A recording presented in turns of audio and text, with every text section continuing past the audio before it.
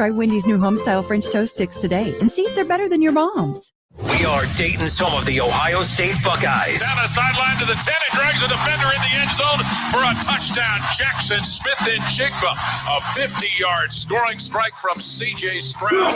He'll hit the Purdue 40. Down the left side to the 30, Henderson to the 20, to the 10, and into the end zone goes Henderson. Don't miss the Buckeyes all season long, right here on 1410 ESPN Radio and on 92.9 Jack FM. Go Bucks!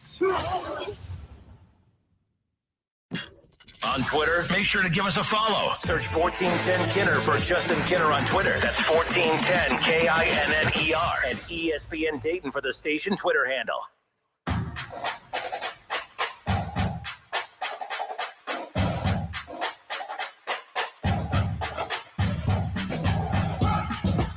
All right, everybody, happy Thursday. It's the Justin Kinner Show with Kev Nash, live here on Dayton's ESPN radio station, 1410 Wing AM. And thanks to Reds Baseball. I shouldn't say thanks to Reds Baseball. Maybe some of you are saying thanks to Reds Baseball. But due to Reds Baseball, Kev and I have been off the last couple of days. But back at it again, heading into a big week 2 with the National Football League. Lots to talk about. Again, a couple more days for you Bengals fans to have digested kind of what happened this past Sunday. We'll have some of our conversation that we had with Mike Greenberg earlier on in the week. We previewed, of course, the Browns and the Jets matchup. And then, of course, he shared why. He told me why I was wrong, basically, for saying that the Bengals were the most concerning team coming out of week 1. I'll share why coming up here in just a moment. The Ohio State Buckeyes will be back in action coming up. Week 3 action this Saturday night. In fact, 3 of their first 4 games all under the lights at the Shoe. Of course, they had their first noon kickoff last week against Arkansas State. Back at night, back under the lights, back at the Shoe. This time going up against Toledo on Saturday night, 7 o'clock to kick off, of course. And, of course, the Buckeyes are going to be back at full strength, especially on the offensive end. We'll talk about what that means for Ohio State as they get the likes of potentially Julian Fleming back, along, of course, with some of their top other wide receivers, including Jackson Smith-Njigba. So that's big for the Buckeyes as well. But Kev will join us coming up here, in just a few moments. But I wanted to open up again as we head into NFL Week 2. Just a reminder, NFL Week 2 technically does kick off tonight. So Buckeye fans, make sure that you are getting Buckeye fans. See, you could tell I'm all over. Football fans, make sure that you are getting your fantasy rosters, of course, all in line. Make sure you're getting your lineup set and ready to go for tonight, as, of course, we'll see the Chargers go up against the Chiefs. Justin Herbert against Patrick Mahomes, 2 of the top quarterbacks in the NFL going head-to-head tonight after big Week 1 victories. The Chargers over the Raiders, of course, and then the Chiefs getting that big win in Week 1 as well, taking care of business against Kyler Murray and the Cardinals. So get your rosters all prepared as Week 2 kicks off tonight. Also, for those of you involved in our NFL Pro Pick'em Challenge presented by Frickers, get your picks submitted before tonight's kickoff, of course, between the Chiefs and the Chargers. If you missed that game tonight, you still can get your picks submitted by Sunday. But, of course, we'll talk about when Kev gets back what his record is after Week 1. I do know that I have a better record than Kev because everyone knows I know more football than him. I know more football than pretty much all of you, right? Not necessarily. But nonetheless, get your picks submitted at wingam.com. All right, everyone knows here with so many Bengals fans in the area, we love talking about lines, right? Offensive lines, defensive lines. But how about the lines, some of the more surprising lines for Week 2 action here in the National Football League? Tonight, the Chargers and the Chiefs, that's an 8:15 kickoff, and that's one of those games that's on Prime only, by the way, on Prime Video. The Kansas City Chiefs, they are at home, and they are a 4-point favorite against the Chargers. That's not a line that surprises me at all. The Chiefs, a home team, they're pretty much unbeatable in the month of September anyways. Big fan of the Chiefs in this one, although I do love Justin Herbert. I think that right now, I think he's outside of Josh Allen and Patrick Mahomes, I think he's the 3rd best young quarterback in the National Football League. Bengals fans get mad at me when I say that, but I think overall skill-wise, he is a significantly better quarterback than Joe Burrow. Joe Burrow's team had more success last year, but Justin Herbert had a significantly better season than pretty much all of those quarterbacks when you start to look at it, even Patrick Mahomes. Big-time showdown tonight. How about the Detroit Lions? They kick off at home this weekend in Week 2 against the Commanders.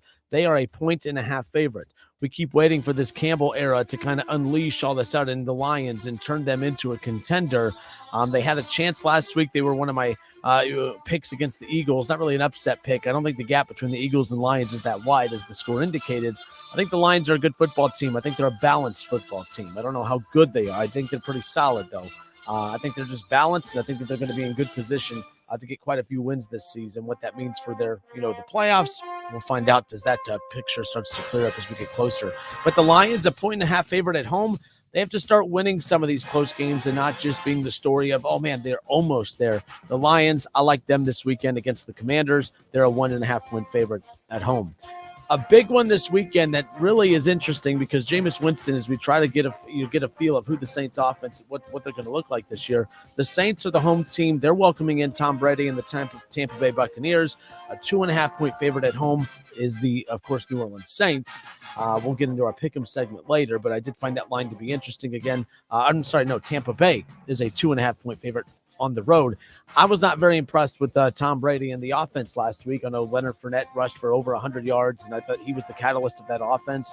I'm not saying Tom Brady is finally starting to look old because he's known to come back after a performance like that and really just put everyone on notice that he's not going anywhere anytime soon.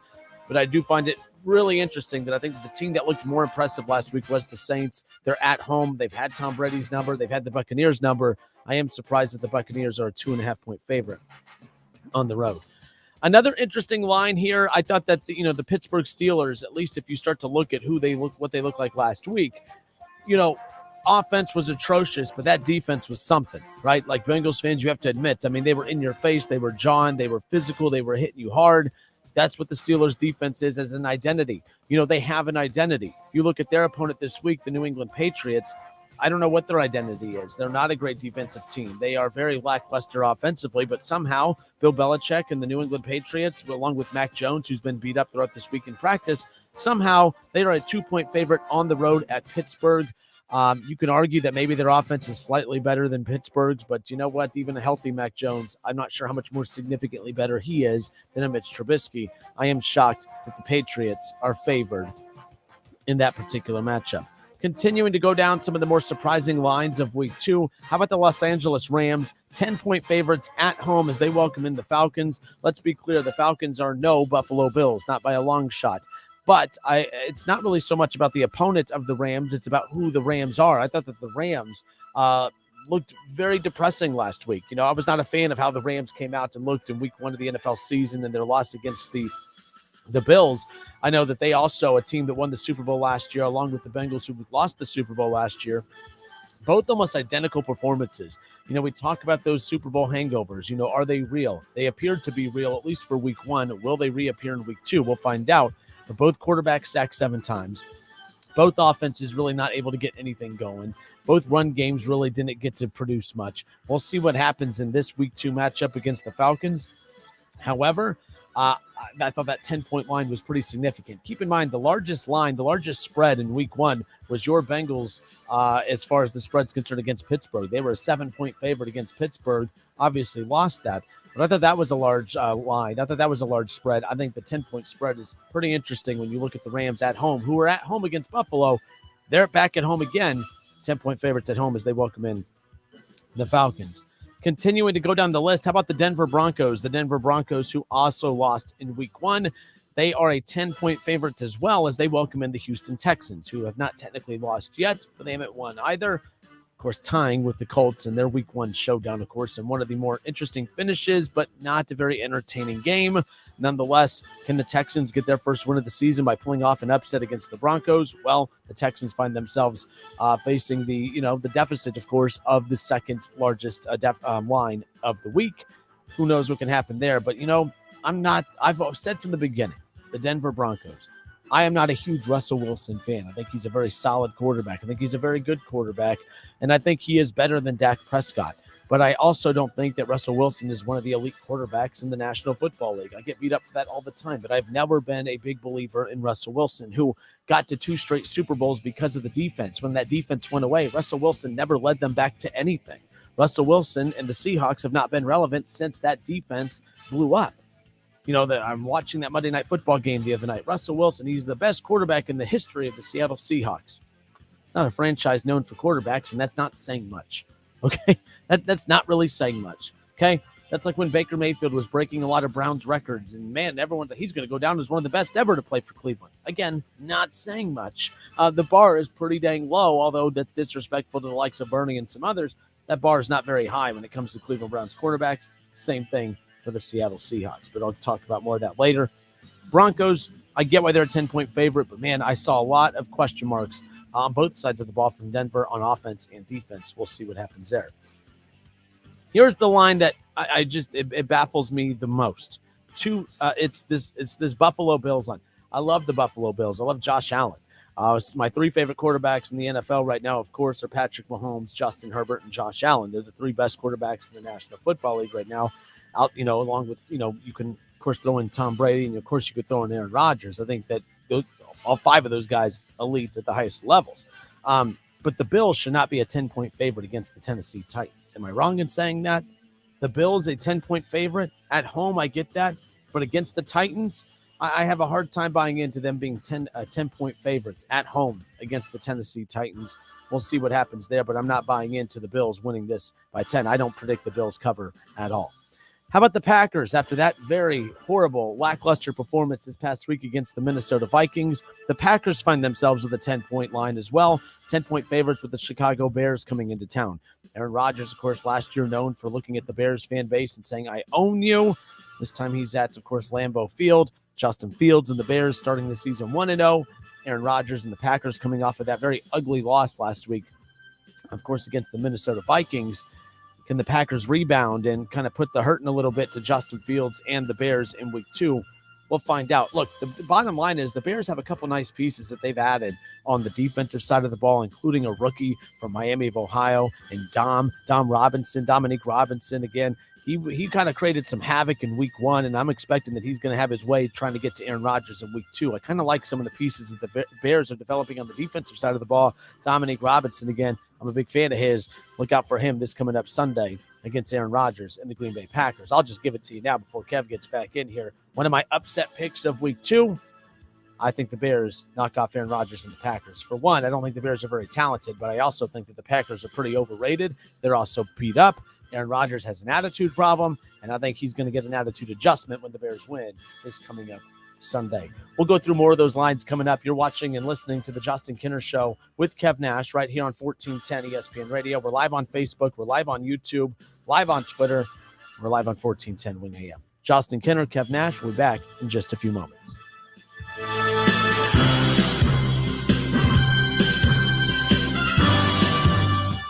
It's the Justin Kinner Show with Kev Nash. Justin, you're awesome, baby. Right here on 1410 ESPN Radio. Got chronic joint pain but want to avoid steroids and surgery? Take some advice from pro football legend Emmitt Smith. Call QC Kinetics. Let QC Kinetics help you improve your quality of life with biologic therapies that get your body to repair and restore damaged tissue. These exciting new regenerative treatments from local medical professionals can help your body heal itself with lasting pain relief. Trust me, you want to avoid surgery if you can. Check out these biologic treatments to see what your options are. QC Kinetics, restorative, regenerative solutions with no downtime, no surgery, no drugs. I'm talking about joint pain we all can relate to in your knees, your shoulders, your hips, and your lower back. They'll get you feeling good again. Get relief now. What are you waiting on? Make the call to QC Kinetics. Tell them Emmitt Smith sent you. Call QC Kinetics, 937-936-0325. That's 937-936-0325. 937-936-0325. It's time for Frickin' Football. Frickers has a way to make this the winning season. Try a Frickin' Chicken Taco, Grilled Chicken Taco, or Mississippi Barbecue Taco for a limited time. Enjoy a 48-ounce personal pitcher of domestic draft beer. I like this kind of party. I like this kind of party, baby. All the games of college and the NFL at the place that leads the way with inflation-busting prices, everyday values, and where kids eat free. The home for fun, food, sports, and spirits. Frickers. If you're one of the 100 million Americans who suffer from high blood pressure, this is for you. New Vicks NyQuil High Blood Pressure is specially formulated for people with high blood pressure. NyQuil High Blood Pressure is sugar-free and alcohol-free. NyQuil High Blood Pressure is also decongestant-free, unlike some ordinary cold medicines. So look for Vicks NyQuil High Blood Pressure, the nighttime sniffling, sneezing, coughing, aching, fever, sore throat, cold, and flu for people with high blood pressure. Medicine. Use as directed. I got Park Hill and West Valley covered on Tuesday. At Marita's Pool Service, the current staffing plan doesn't hold water. 3 more neighborhood pools on the same day. She needs more pool technicians to dive into work head first. That's awesome, but now we're shorthanded. Indeed can help her hire great people fast. I need Indeed. Indeed you do. We instantly connect you with quality candidates whose resumes on Indeed match your job description. Visit Indeed.com/credit and get $75 towards your first sponsored job. Terms and conditions apply. Germain Honda Beaver Creek is your local Honda dealer. If you've been waiting to buy, now is the time. For a limited time, we have 22 Honda Passports and 22 Honda Pilots with financing as low as 1.9%, and 2022 Honda Ridgelines with financing as low as 2.9%. Remember, we can get the Honda you're looking for. We are taking deposits on current scheduled in-build new Hondas every day. See me, Sales Manager Jason High, for all the details. We're on Route 35, just east of 675, between Xenia and Beaver Creek. Germain Honda Beaver Creek, the right car, the right price, the right way. Veterans, were you exposed to harmful burn pit smoke while serving overseas? The Department of Veterans Affairs has recognized and is providing benefits to veterans who suffer with asthma, rhinitis, and sinusitis as a result of burn pit exposure. If you served in the Southwest Asia Theater of Operations or Afghanistan, Uzbekistan, Syria, or Djibouti, and suffer from any respiratory illnesses that you believe is a result of exposure to burn pits, contact the Montgomery County Veterans Service Commission at 937-225-4801.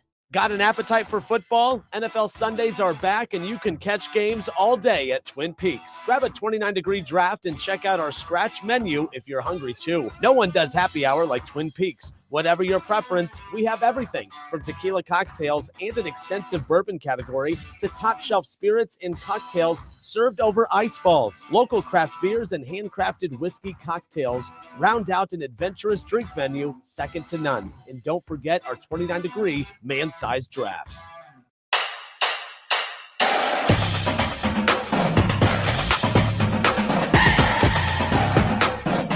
Justin Kinner, Kev Nash, back with you here on Dayton's ESPN radio station, 1410 Wing AM. I'm Justin Kinner. He's Kev Nash.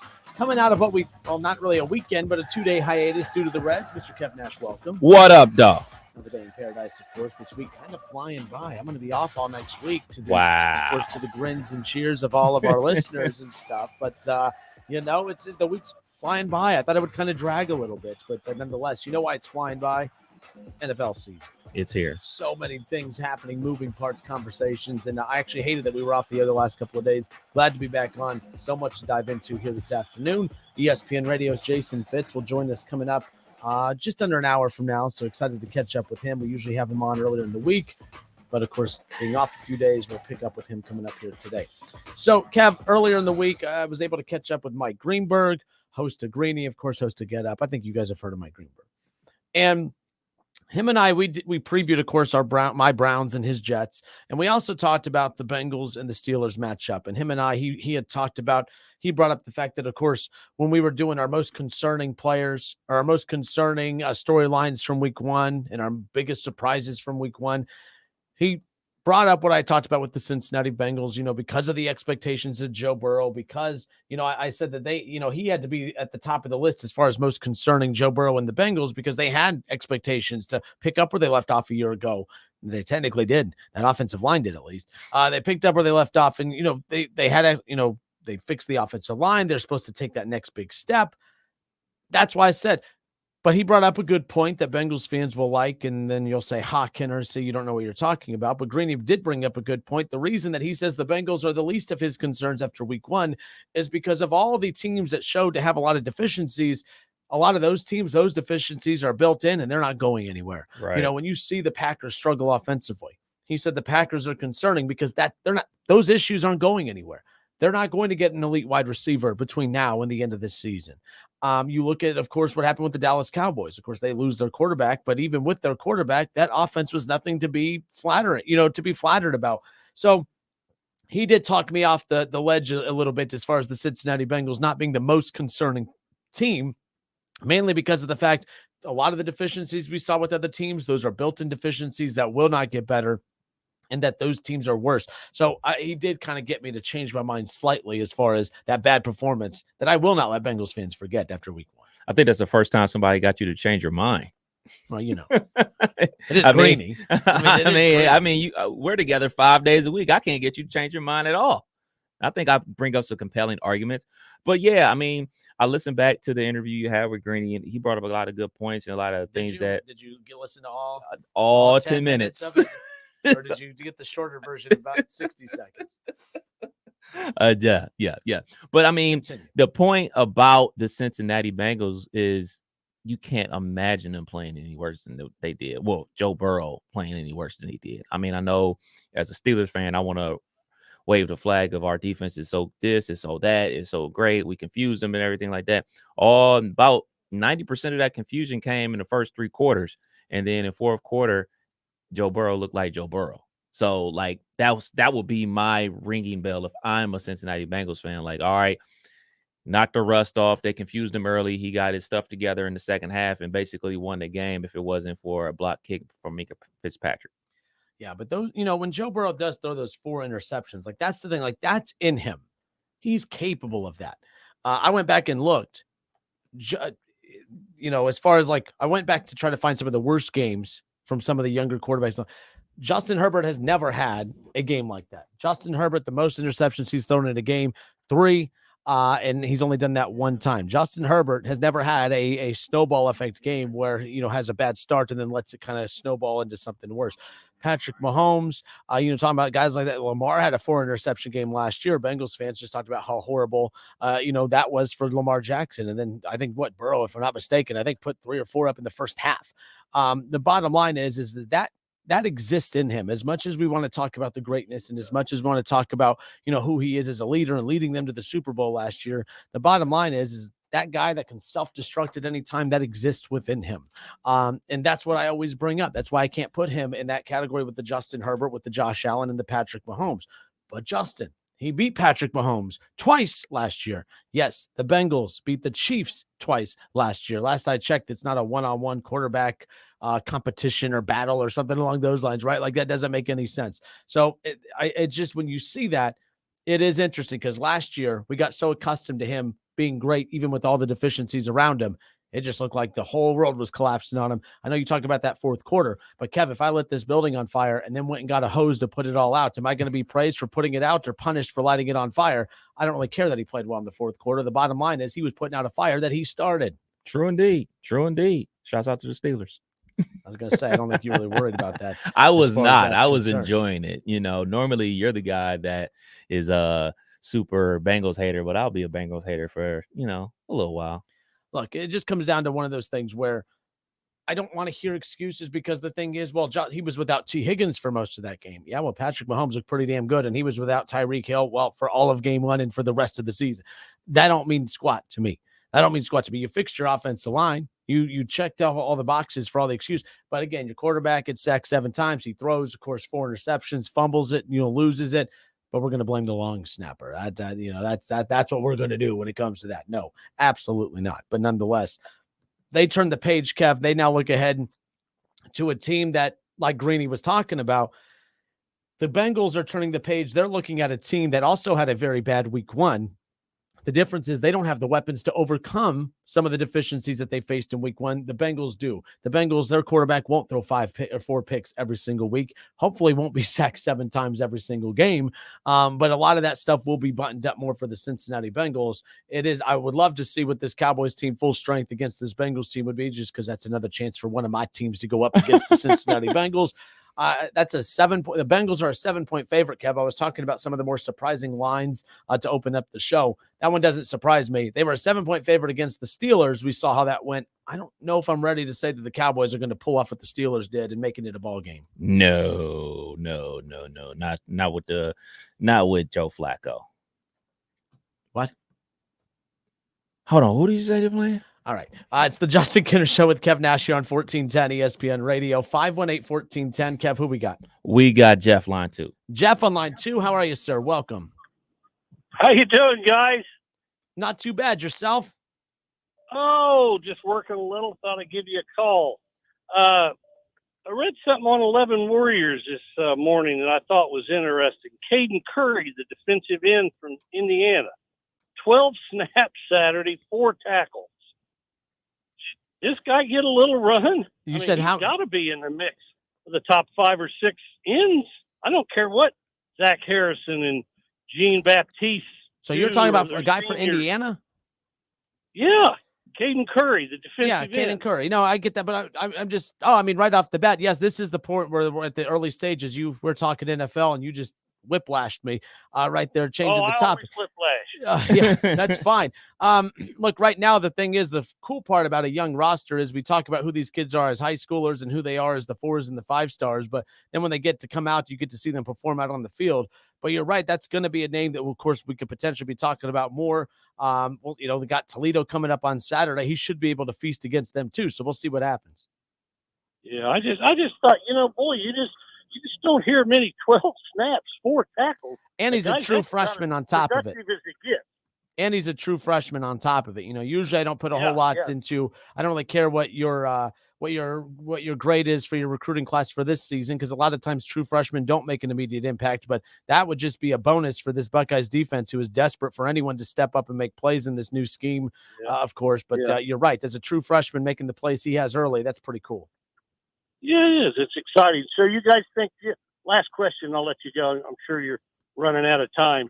You guys think Jim Knowles is the real deal? You think he's the answer for us for the next 5 to 7 years? Just your gut feeling, or? I mean, that's a very bold take after two games or whatever. But yes, I would say so. I mean, at least for the immediate future. Look, the bottom line is I think they gave up 9 touchdowns the first 2 games last year. They've given up 1 touchdown the first 2 games this season, and that includes a bout against Notre Dame. I think we're already seeing the immediate improvement, and there's still room for them to improve, and they're only going to get better as the season goes on. So, yeah. Oh, absolutely. Okay, guys. Well, hey, keep up the good work. Appreciate you, man. Take care. All right, guys. I enjoy it. Go Bucks.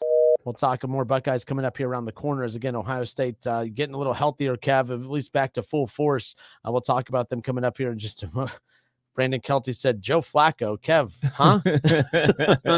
So they're playing the Cowboys. Whoever the quarterback for the Cowboys is, now that Dak is all banged up with broken fingers and whatnot. My bad, folks. My bad. If it was Dak, it wouldn't freaking matter at this point. But all right, it's the Justin Kinder Show with Kev Nash here on 1410 ESPN Radio. We'll step away for a few moments. The Buckeyes are back, hopefully back at full strength, and at least we're hearing a lot of big names returning for this big one. Well, not big one, but a game against Toledo nonetheless.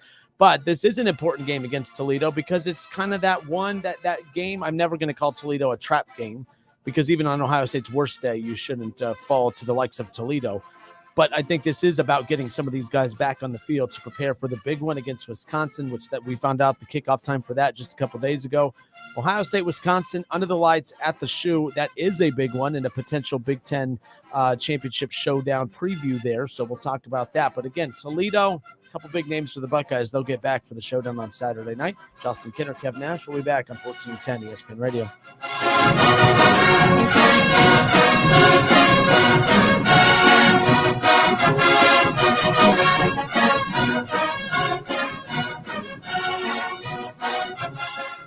Hurry into Menards to save big money with 11% off everything. Add style and security with Schlag lock sets. Coordinate the look of your home's decor with complementing finishes and styles. Menards carries over 50 styles of interior and exterior lock sets. Right now, all Schlag lock sets are 11% off. Good through September 18th. Savings are mail-in rebate. Some exclusions apply. See store for details. Save big money at Menards. Drivers who switch and save with Progressive save over $700 on average, and those savings add up. Imagine what you could buy in the future. So yeah, I used the savings from switching to Progressive 50 years ago to finally buy my dream car. It's a self-driving flying car, but we just say self-flying now. Because it's the future, and cars fly in the future. So switch to Progressive and save big, because those savings can add up in the future. Progressive Casualty Insurance Company and Affiliates. National annual average insurance savings by new customers surveyed who saved with Progressive in 2020. Potential savings will vary. Dell Technologies semi-annual sale has arrived, and it's time to upgrade to the latest business technology. Save big on laptops and desktops with Windows 11 Pro. Plus, get amazing deals on server, storage, and cloud solutions, as well as top work accessories, including docks, monitors, and more. Dell Technologies recommends Windows 11 Pro for business. Call a Dell Technologies advisor at 877-ASK-DELL. That's 877-ASK-DELL for special business offers during our semi-annual sale. Listen to this station anytime, anywhere on Odyssey. Odyssey is your new audio home for all the music, news, sports, and podcasts that matter to you. Odyssey. That's AUDACY. Oktoberfest at Milano's has begun. We're serving our once-a-year favorites like schnitzel sandwiches and German pizza. Get it to go or stay for the games with NFL Sunday Ticket. See you at Milano's Pizza Subs and Taps for big screen football. It's the energy savings event at Lowe's. Save energy and money on select major appliances, including Whirlpool. Selection varies by location. Exclusions apply. Visit Lowe's.com for details. Valid through 9/28. O'Reilly. See the road ahead more clearly with Sylvania bulbs and O'Reilly Auto Parts. Right now, purchase select Sylvania bulbs and get a $15 gift card after mail-in rebate, plus receive double O-Rewards points. Replace your bulbs today and see better tonight. Let the professional parts people help you find the bulbs you need. Visit O'Reilly Auto Parts or O'ReillyAuto.com.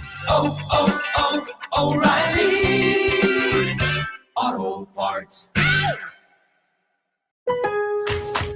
Hurry into the energy savings event at Lowe's. Save energy and save money on select major appliances, including Whirlpool energy efficient appliances. You can also save with the smart thermostat. Right now, select Google Nest Learning thermostats are $60 off. Plus, find other great energy saving items throughout the store and check your eligibility for rebates in your area to save even more. Don't miss the energy savings event at Lowe's. Selection varies by location. Exclusions apply. Visit Lowe's.com for details. Valid through 9/28. You want more local content from Dayton's ESPN radio station, 1410 Wing AM? Make sure you subscribe to the WING 1410 Dayton YouTube channel, where you can watch all your local shows live, or go back and rewatch previous episodes of The Justin Kinner Show with Kev Nash, The Keith Byers Show, Talking Out Loud with Sully, and more. Whether you're at home, at work, or in your car, tune in to ESPN 1410 Wing AM or stream us live at wingam.com.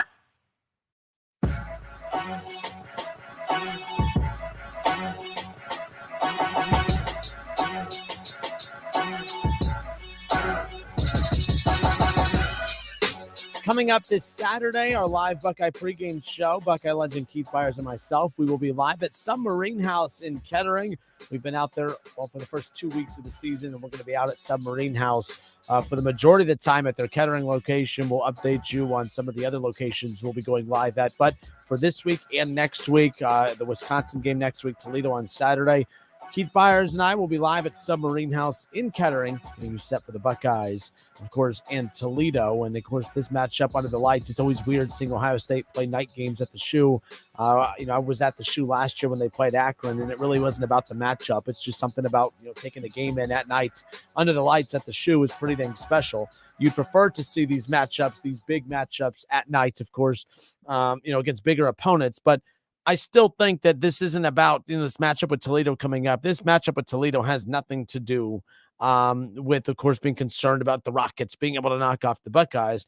But it is, of course, about setting them up for that next big game that's on their schedule. You look at Ohio State's schedule, of course, they have, when you look at it right now, they have Toledo that's coming up weekend, and then, of course, Wisconsin coming to town, and we found out that the kickoff time for that showdown will also be a night game, a 7 o'clock or a 7:30 kickoff coming up against the Badgers a week from Saturday. But before we get to that one, this is what many would like to call a trap game. I don't necessarily consider Toledo, though, to be a trap game. I look at Toledo as a game that is a kind of a mini preseason, in-season preseason game, a tune-up game, if you will, before the big showdown with Wisconsin. I think that the likes of a Purdue, if you have to face like a Purdue or a Northwestern or a Nebraska, when you have to face those teams between a big one, like against Michigan or Michigan State or even a Wisconsin, those I can consider trap games, because we've seen when Ohio State's not mentally up to par with where they're supposed to be, they become vulnerable. That's how they lost to Purdue years ago. They lost to Iowa years ago because they took their eye off the prize. They took their foot off the gas. And the thing is, when you play teams like Iowa and Purdue, they have the athletes to get the job done. They could pull it off. Now, I know you're saying, well, Kenner, we saw these upsets from the Mountain West or whatever it was, the conference from last weekend. The thing is, Ohio State's not equipped to lose to teams like that, and they're not equipped to lose to teams like Toledo, with all due respect to Toledo and the kids that play there. It's just the reality of it. But as far as I'm concerned, you look at Ohio State and what they have coming up, all right? They've took care of business, of course, in that 11-point win against Notre Dame in week 1. That win does not look as impressive now, of course, as Notre Dame lost to Marshall in week 2. But again, Ohio State, they welcomed Notre Dame in. They took care of business against one of the big programs out there. They did. You could only play who's in front of you. They did that. They took care of business against Notre Dame. Obviously, blanked Arkansas State. They have Toledo coming up. But then you got Wisconsin after that. I'm not here to try to hype you up and tell you that Toledo is a big game. It's not a big game, but it is another opportunity to watch Ohio State. We all know that Wisconsin game is the one that matters most. It could potentially be a Big Ten championship game preview, although I look at it as bigger than that. Look, when you look at the West, there's only one team that I kind of fear, if you will, and not really fear, but I think that the team that is most equipped to beat Ohio State out of the West is Wisconsin. Wisconsin is the only team that I would think has the best chance to beat Ohio State from that side. So this is why this becomes an even bigger game, not this Saturday, but a week from this Saturday, is because you're trying to make them a non-contender. They've already lost one now. They already have a loss on the schedule. So knocking off Wisconsin again pretty much puts them out of their misery. It moves them out of the way. They're most likely not going to be playing in the Big Ten championship game when it's all said and done. And I think that's a huge deal for the Buckeyes because, like I said, the West is nothing to fear. But of those teams, the team that I would fear the most would most likely be Wisconsin. And I think that's why it's important here to make sure that they are well equipped and healthy and ready to go here in 2 weeks. And that's why this Toledo game does become very important. Now, Dave Biddle, 24/7 Sports, covers Ohio State. He had tweeted out earlier that, of course, that talking about, of course, how the Buckeyes are getting healthier. Jackson Smith-Njigba is going to be ready to go.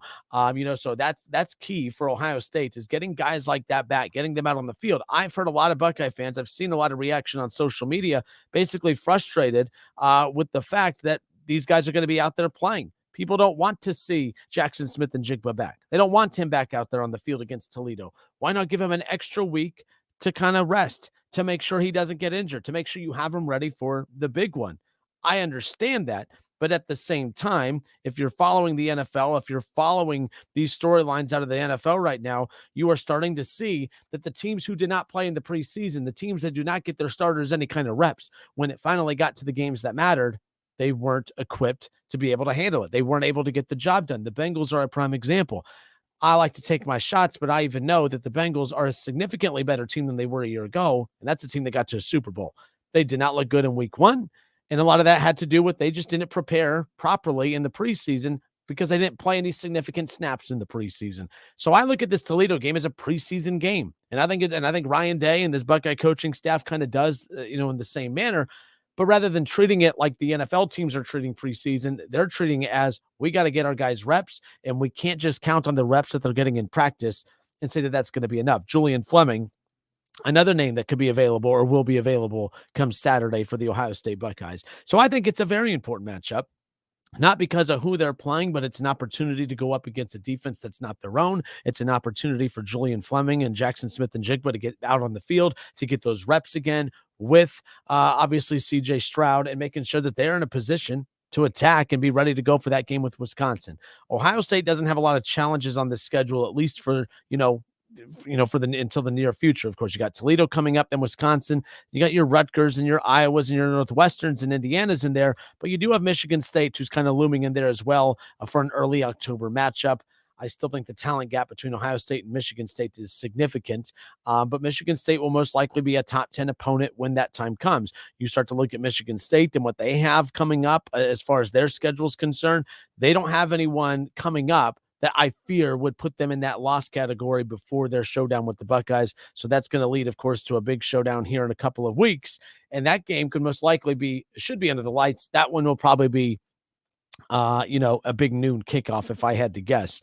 But we'll see what ends up happening there. That Ohio State, that'll be their first road game at Michigan State. So you have Wisconsin, you have Michigan State coming up. I do think it's very important that the first game that Jackson Smith-Njigba and Julian Fleming, that they're getting reps again. I do not think it should be Wisconsin. I have no problem with the Buckeyes giving them reps and playing them against Toledo this coming up Saturday.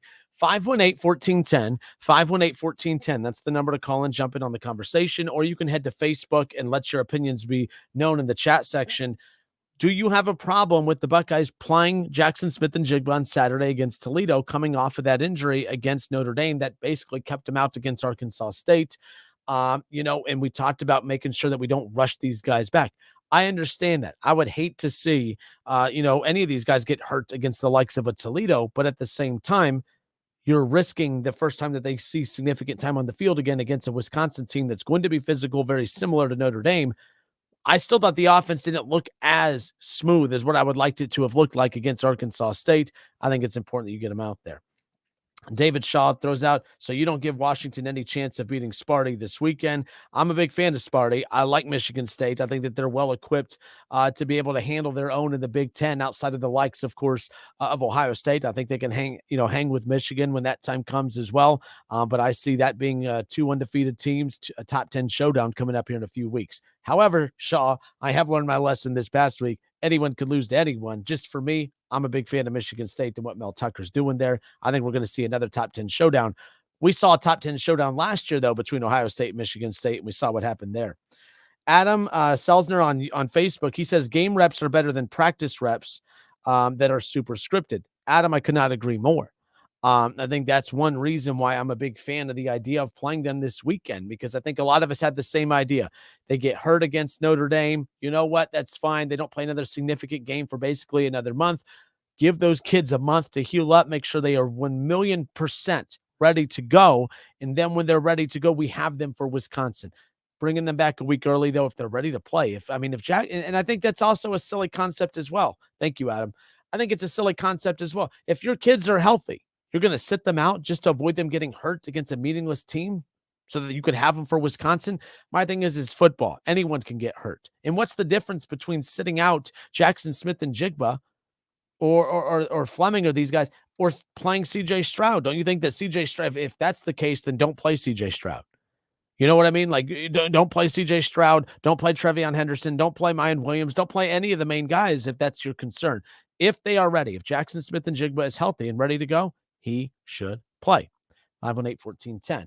Facebook again, Adam, appreciate that. I could not agree more when he said game reps are better than practice reps that are super scripted. This tweet comes in from Aaron. Aaron says, remember this, when one of those two goes down against Toledo, you will be one of the clowns that is pushing to rush them back. Who says we're rushing them back, Aaron? Who says we're rushing them back? How do we know that Ryan Day is rushing these kids back? I don't think he's rushing them back at all. If they are ready to play. I'm not a doctor. You're not a doctor. They have team doctors that are telling them that they are ready to play. And if that's the case, I have no problem with it. So the message you are trying to bestow on all of us is that against meaningless teams like Toledo, rest your starters, don't play your starters. Is that what you're trying to say, Aaron? I'm confused. I don't know what you're trying to portray here, because it's not as if the report came out and said he's 75% and that Ryan Day is forcing him to play against Toledo. That would be silly. The report is he's healthy and ready to go. And as long as he's healthy and ready to go, I think sitting out any healthy player is blasphemous. I think that's just silly. So, Aaron, we're not on the same links here. I can't agree with that. I can't. If based on your logic, we should sit CJ Stroud as well this coming up Saturday. Steve Stetler on Facebook says, this isn't Pee Wee League. You can't substitute actual game time in practice. Plus, the offense still looks sluggish. If healthy, they have to play. I agree. I'm glad to see that guys like Adam and Steve and a couple of you guys exist out there, because that's really what it comes down to. And, you could talk about they could just go up against Ohio State's defense in practice. Again, do you think that the Ohio State defense is playing with the same urgency against Ohio State's offense in practice? No. There's a reason that week 1 of the NFL season looks so ugly and so sloppy for the teams that did not put in the effort in the preseason. The Bengals looked atrocious. They're not an atrocious team. The Rams won the Super Bowl last year. Pretty much bring everyone back. In fact, the guys they lost, they replaced with equal, if not better talent. Guess what? That's a good team. They looked horrible. They're not a horrible team. The Rams are going to be good. The Bengals are going to be good, but they looked horrible in week 1 because they didn't put in any of the work in the preseason. So if these kids who have not played yet in the first couple of weeks, they're healthy and ready to go, you want to sit them against an opponent that would give them actual game-ready reps so if they are sluggish against Toledo, they get that out of their system so they're ready to go against Wisconsin. I can't get on board with that. They have to play on Saturday, especially if they're ready to go. It's not about the opponent. It's about the opportunity to be out on that field, to get actual game speed reps. You cannot overvalue that or overstate that whatsoever. Now, Shaw says this isn't the NFL. There isn't a preseason. You only have 12 of these guaranteed a season. These kids came to Ohio State to play, and most importantly, they have to get ready for Big Ten play them, and the starters need to be playing. Yeah, Sean, I know what you mean. Look, I get it. I know that college doesn't have preseason, and that's why some teams can approach these bye games, if you will, as those little mini preseason games, if you will. But at the same time, that's why it is important that you manage it correctly. If they're banged up, don't do it. But if they're healthy and 100%, I have no clue why you would sit these guys out. It doesn't make any sense to me. Buckeye fans, some of y'all can be strange when it comes to this. Adam says, if the game goes as everyone thinks, the starters won't even play the whole game. That's another great point. We're not talking about risking these guys, health in 4 quarters. This game will be done by halftime. They'll start the third quarter, and then they'll start transitioning guys out by that by the final 5 minutes of that third quarter. You'll see a lot of backups in the fourth. They'll take that momentum from the win against Notre Dame, the blowout of Arkansas State, the blowout of Toledo, and they'll take that into that matchup with Wisconsin. They'll be heavily favored in that Wisconsin matchup as well. But as I said earlier, that matchup with Wisconsin is huge for a lot of reasons, mainly to knock them out of the Big Ten championship scene, because when Ohio State gets to the Big Ten championship game, assuming they get past Michigan, which I do think they will, they don't want to have to face Wisconsin. Wisconsin is the best of those teams in the West, and Wisconsin's not that good, but you still want to knock off the best option possible if it means running into them. So at the end of the day, it's just really going to come down to, if these kids get hurt playing Saturday, you're going to have everyone saying it was a horrible decision. If they don't get hurt, we'll forget that we even had this conversation. But I think at no point should we ever say that the right answer is resting healthy players to avoid injury, because this is football. And if that's the case, I mean, how many relevant games do the Buckeyes play per year? I mean, what games would you justify worth playing starters in then, if that's the case? This is what I don't understand. We're talking about guys that are healthy. These kids are healthy. The doctors have cleared them. They're ready to go.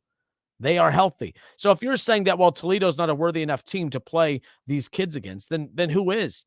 Because Rutgers, would you play starters against Rutgers? Probably not. You know what I mean? Indiana, Maryland. Like, what do you mean? How many games do we sit these guys out then? Doesn't make any sense. One more final here on the Facebook feed before we head into hour number 2. This comes from Deborah. Deborah, hope you're doing well. She goes, I think Jackson Smith and Jigba should play at least the first half. The offense needs to build momentum and continuity. We need to build, not be afraid of injury. That is why the Bucs have depth. Another fair sentiment right there. They do have depth. So I guess to your point, maybe only play them in minimal reps or what have you. The bottom line is they will play minimal reps because they're going up against Toledo, and the game will be done by halftime. Deborah, great hearing from you. Thank you so much. 518-1410. Steve, you're on the Justin Kinner Show live. How are you, sir? I'm good, Justin. Here's the thing. Anybody in college football, Appalachian State should be a warning to everybody, in the Big Ten. Ohio State, in my opinion, has not looked stellar by any means. And App State is not some division powerhouse, but they have handily beaten some teams. And Coach State said it best in his press conference, on any given day, anyone can win. That's why these guys got to play. I mean, they have to get better going into the Big Ten, schedule, so they can kind of show out and build all the points they can going into the college football playoff. Getting by teams, 15-9, 21-10, whatever it is, that's not good enough to make it anymore. They got to show out and they got to ball out. That's just what I feel about it. No, and look, I get that. And look, I understand that, coaches like to use, and Steve, I could not agree with you more, but at the same time, I'm also not falling for that trap of, look what happened. Look, coaches, by the way, love that Appalachian State upset, that they upset, Texas A&M. They love the upset against Notre Dame, because now in these meaningless games like Ohio State against Toledo, they can Ryan Day could try to look at them and say, all right, guys, got to be careful because look what happened to Texas A&M. I don't even think these kids believe that Toledo could beat them. I don't think that Toledo believes that they could beat Ohio State. I know what you're saying, but at the same time, it's just one of those things where, look, I don't think Ohio State's going to get beat on Saturday, even if they overlook Toledo. I just think they got to make sure that they stay healthy, but also get the reps in so that they're ready to go come a week from Saturday when they got another big one with Wisconsin. We'll see. But the reason those upsets are such big talking points is because they never happen. They rarely happen. It's not like basketball where there's upsets every weekend. Football, it never. I mean, the last time we had a big upset like this, it was Michigan, 15 years ago? It doesn't happen often. That's what made it crazy that it happened 2 times in 1 week. I actually think didn't App State beat Michigan last year or 2 years ago too? No, I don't believe. Didn't Appalachian State get a big? They got a big win within the last couple of years, but not to the level of upsetting a Michigan or anything like that. No. I thought it was Michigan, I swear. But it goes back to your point. Look how terrible the Bengals look. It's got those guys getting any reps. Yep. They didn't play. They didn't practice. Yep, and I'm curious too if NFL, if we see that change soon. I'm wondering. I'm not trying to fast forward to next preseason by any means, but I am curious when we do get to next preseason if you start to see teams say, you know what, McVay, you do a lot of good things and smart things, but this is probably one of your dumber things. We're not going to copy you anymore. I will be curious to see that, but I think we'll have another sloppy weekend for NFL games too, Steve. I remember last year it was like this as well, and then it started clearing up around week 3 and 4. So we probably have another week of sloppy football. I'm a Dolphin fan, and I'm looking forward to it. Still not total in Tua, but I think we're definitely going to be second in that division this year for sure. So go Bucks. All right, man, Steve, appreciate you, man. Take care. 518-1410, 518-1410. It's the Justin Kinner Show with Kev Nash. Coming up in hour number 2, one, both, or neither. Kev Nash and I will dive into that. ESPN Radio's Jason Fitz will jump into more college football discussions with him, as well as the fallout from week 1 of the NFL football season, of course, and then start looking ahead to week 2. Brandon Kelty says, exactly, I 100% agree with Kinner on this. Brandon, that had to have pained you, I bet. I don't think you agree with me on hardly anything, so I'm glad that we could find at least something to mutually agree upon. Hour number 2 coming up next is the Justin Kinner Show with Kev Nash on Dayton's ESPN radio station, 1410 AM.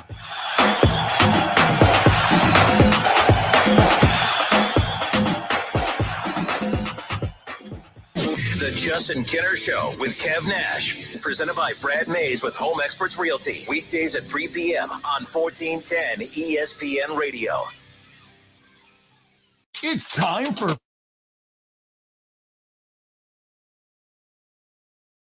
Live at Submarine House in Kettering. We've been out there for the first 2.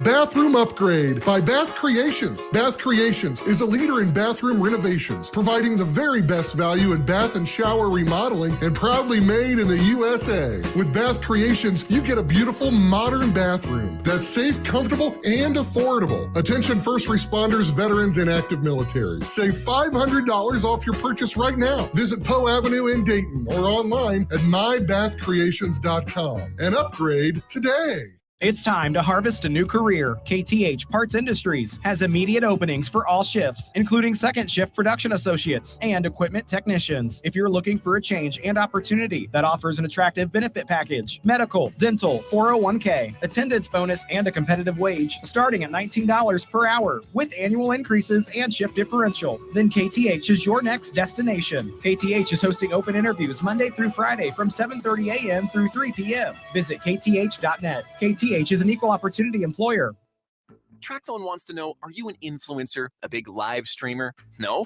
And guess what? You don't need an endless data plan. Get just the right amount of data with TrackPhone's $40 unlimited talk and text smartphone plan. Now with 8 gigs of high-speed data and unlimited carryover on America's largest, most dependable network, now with 5G. Get the data you need at the price you want. TrackPhone Wireless. Now you're in control. Available at major retailers. 5G compatible device required. Actual availability, coverage, and speed may vary. See terms and conditions at trackphone.com.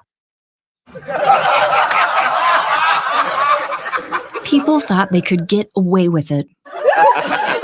Public officials breaking the public trust and laughing all the way to the bank.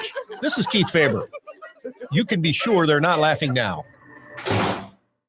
85 corrupt public officials convicted because of Faber's work. But that's not all. Then Faber helped uncover $5 billion in unemployment fraud. Did you hear the one about the guy who went to the state auditor's office to clean things up? It's Keith Faber. And it's no joke. As your auditor of state, I hold these people accountable. It's serious business. I'm proud we helped convict 85 dishonest public officials. That's because government corruption is like inflation you never see. You pay more and get less. Keith Faber, endorsed by the Fraternal Order of Police. Vote Corruption Fighting Keith Faber for State Auditor. Paid for by Friends of Faber. Expand your outdoor living space with 11% off concrete landscape blocks from Menards. Get a free estimate instantly with our Design and Buy landscaping program. From patios and walkways to fire pits and retaining walls, you can create the landscape of your dreams. Visit a Menards store near you or menards.com to get started today. Save 11% on your block project. Good through September 18th. Savings are mail-in rebate. Some exclusions apply. See store for details. Save big money at Menards.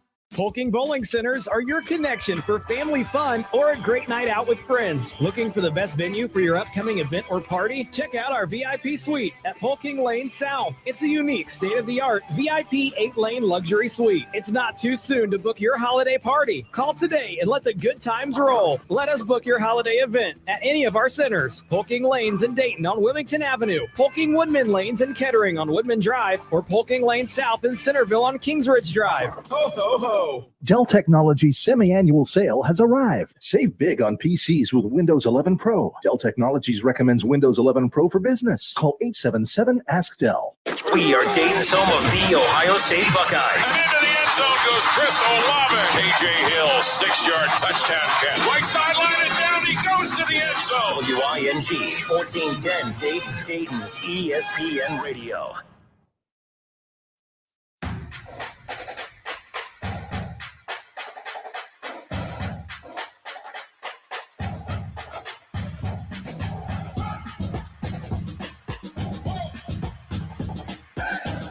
The Wayne Warriors, the Miamisburg Vikings. That is our week 5. We're at the halfway point. Our week 5 ESPN Dayton High School football game of the week. Buckeye legend Keith Byers and myself, Justin Kinner, will be on the call. Play-by-play action starts at 7 o'clock right here on 1410 ESPN Radio tomorrow night. Already the halfway point of the season. I mean, it's homecoming, I believe, for Wayne tomorrow night. And, we always we don't plan it that way. I think we have been at Wayne's homecoming game every year for the last 5, 6, 7 years that Myers and I have done this. We don't plan it, but always seem to be at a Wayne game at the halfway point of the season. But pretty excited because it's starting to get that crisp chill in the air now as it's getting just about later. to say that. I start to see some of the leaves kind of slowly start to change. This is my favorite time. Fall is my absolute favorite. Hate winter. Spring's not bad because it's starting to warm up. Summer, whatever, but I'm all about the fall. It definitely has that fall weather outside. Sun is starting to set around like 8 o'clock. Sun doesn't come up until like 7 o'clock and everything like that. It's a little brisk, even though it's like 88 degrees outside. The wind breeze is a little chillier than it was. So, yeah, it's definitely full football season. And for you, it's already week 5 of the high school football season. The season is almost over. The regular season, that is, because, we got the playoffs that last all the way until like what? March?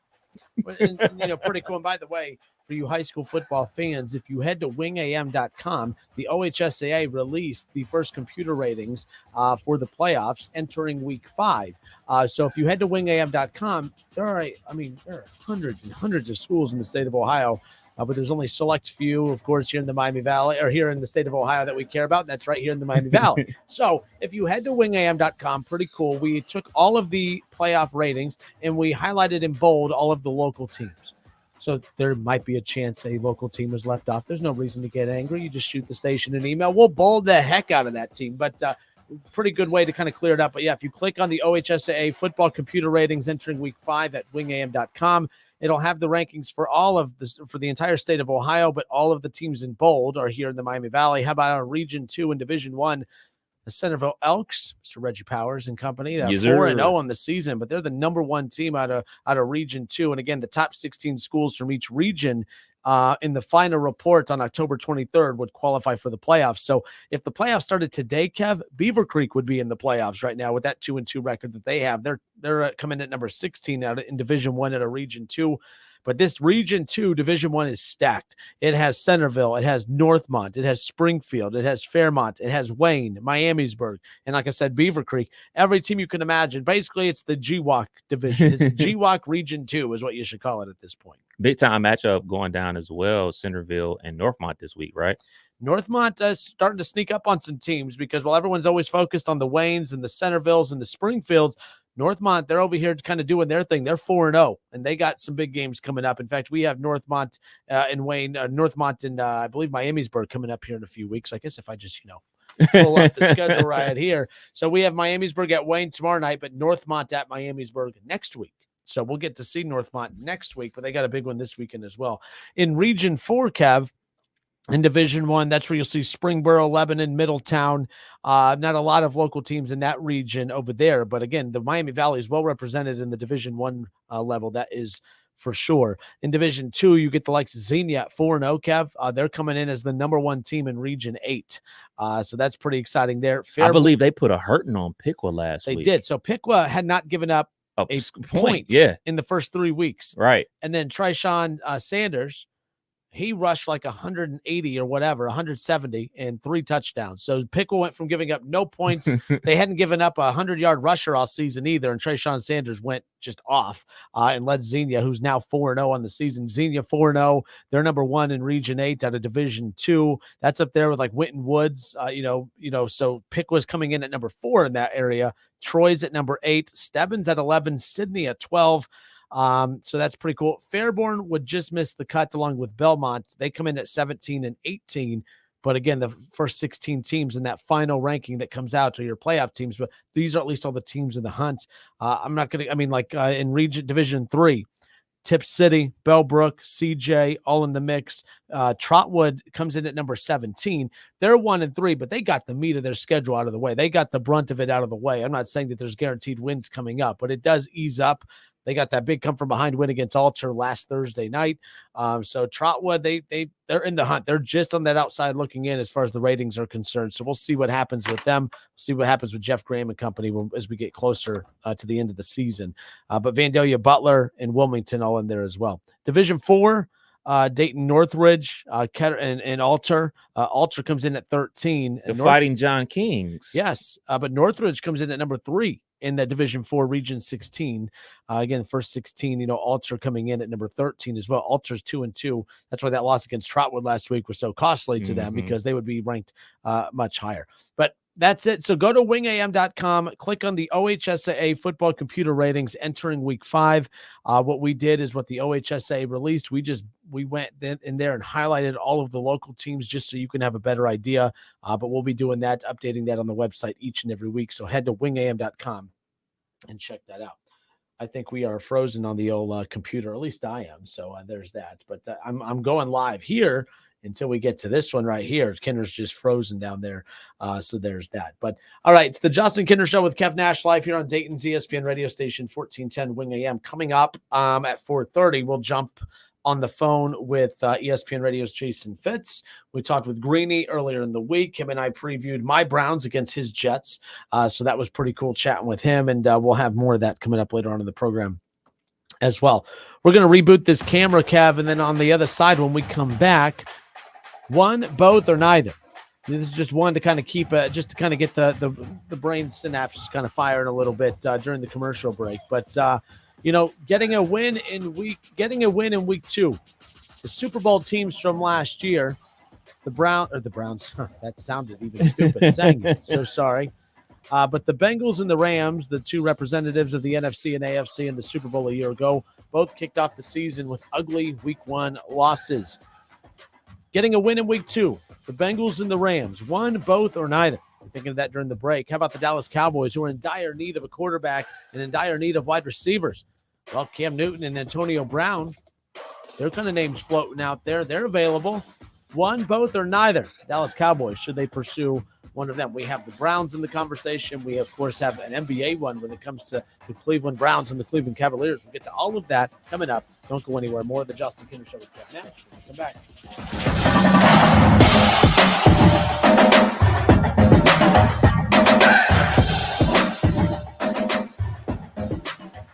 Listen, stream, watch. It's the Justin Kinner Show with Kev Nash right here on Dayton's ESPN Radio, 1410 Wing AM. ESPN 1410 Wing AM weather.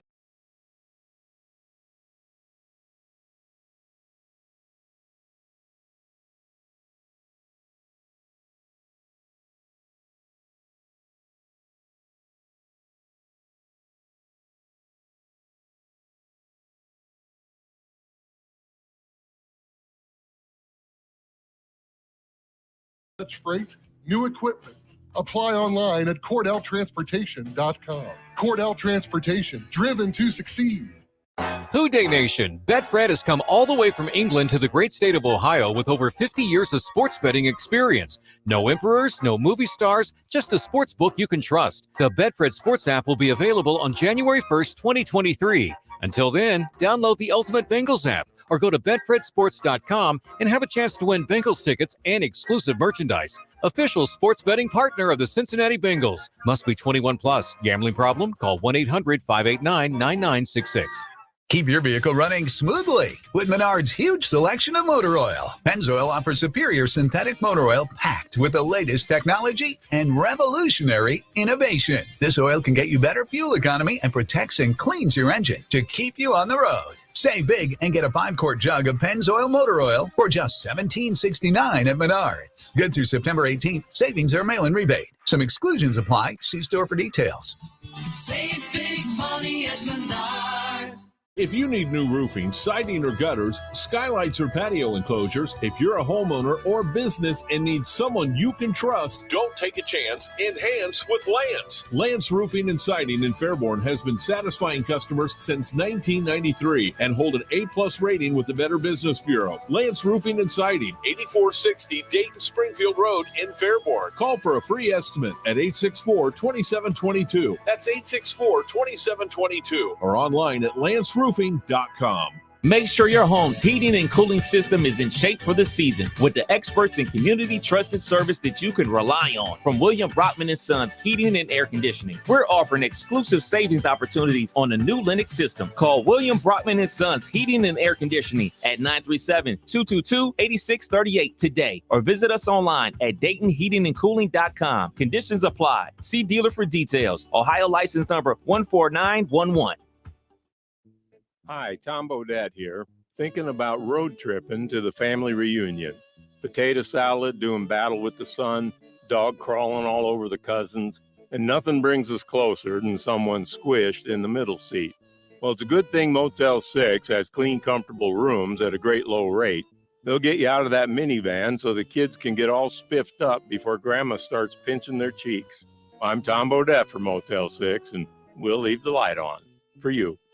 It's time for Frickin' Football. Frickers has a way to make this the winning season. Try a Frickin' Chicken Taco, Grilled Chicken Taco, or Mississippi Barbecue Taco for a limited time. Enjoy a 48-ounce personal pitcher of domestic draft beer. I like this kind of party. I like this kind of party, baby. All the games of college and the NFL at the place that leads the way with inflation-busting prices, everyday values, and where kids eat free. The home for fun, food, sports, and spirits. Frickers. You have empty office space to fill or home office to create. You know what you need. You know what you'd like. But you also have a pretty good idea after you've shopped around the usual places what you need and what you like might not happen. Well, then you haven't been to Charles Larrick's Warehouse Outlet. Nobody has their selection. Nobody has their discounts. And every week, there's something new. If you need office furniture, Larrick's Warehouse Outlet can sell it to you for half the price and below manufacturer's selected prices. Half price and below on hundreds of items. Selection from budget to the best. Really, desks from $50 to $5,000. Filing cabinets from $25 to $500. Before you go anywhere else, do yourself a favor and come to Larrick's Warehouse Outlet. With 25,000 square feet of selection, you're not going to go anywhere else. Larrick's Warehouse Outlet at 23 McOil Avenue, Dayton. Open Monday through Friday, 9 to 6. Larrick's, continuing the tradition. Oktoberfest at Milano's has begun. We're serving our once-a-year favorites like schnitzel sandwiches and German pizza. Get it to go or stay for the games with NFL Sunday Ticket. See you at Milano's Pizza Subs and Taps for big screen football. When I got the news, I was shocked. I was scared. I was angry. When I heard it could be treated with the right care, I was relieved. I was happy. I was given a second chance. Urology Specialists of Ohio offers men peace of mind. 5 physicians and 5 locations. Now accepting new patients. Make an appointment with a physician that cares about your health and prevention. Urology Specialists of Ohio, Beaver Creek, Springfield, Urbana, Xenia, and London. Online at urologyspecialistsofohio.com. Listen to this station anytime, anywhere on Odyssey. Odyssey is your new audio home for all the music, news, sports, and podcasts that matter to you. Odyssey. That's AUDACY. The roar of our engines, the pump of our heartbeats, the pedal to our metal, the sparks that ignite us, the pistons that push us, the passions that drive us. From the feelings that move us to the places that pull us on the roads that unite us. With nearly 6,000 stores and over 17,000 auto care centers, Napa has America's largest network of parts and care, here to keep you firing on all cylinders.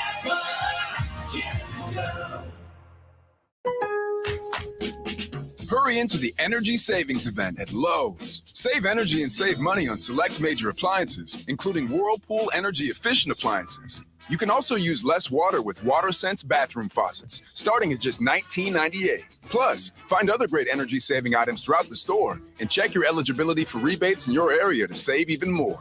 Don't miss the energy savings event at Lowe's. Selection varies by location. Exclusions apply. Visit Lowe's.com for details. Valid through 9/28. It's the energy savings event at Lowe's. Save energy and money on select major appliances, including Whirlpool. Selection varies by location. Exclusions apply. Visit Lowe's.com for details. Valid through 9/28. All sports, all the time. This is 1410 ESPN Radio.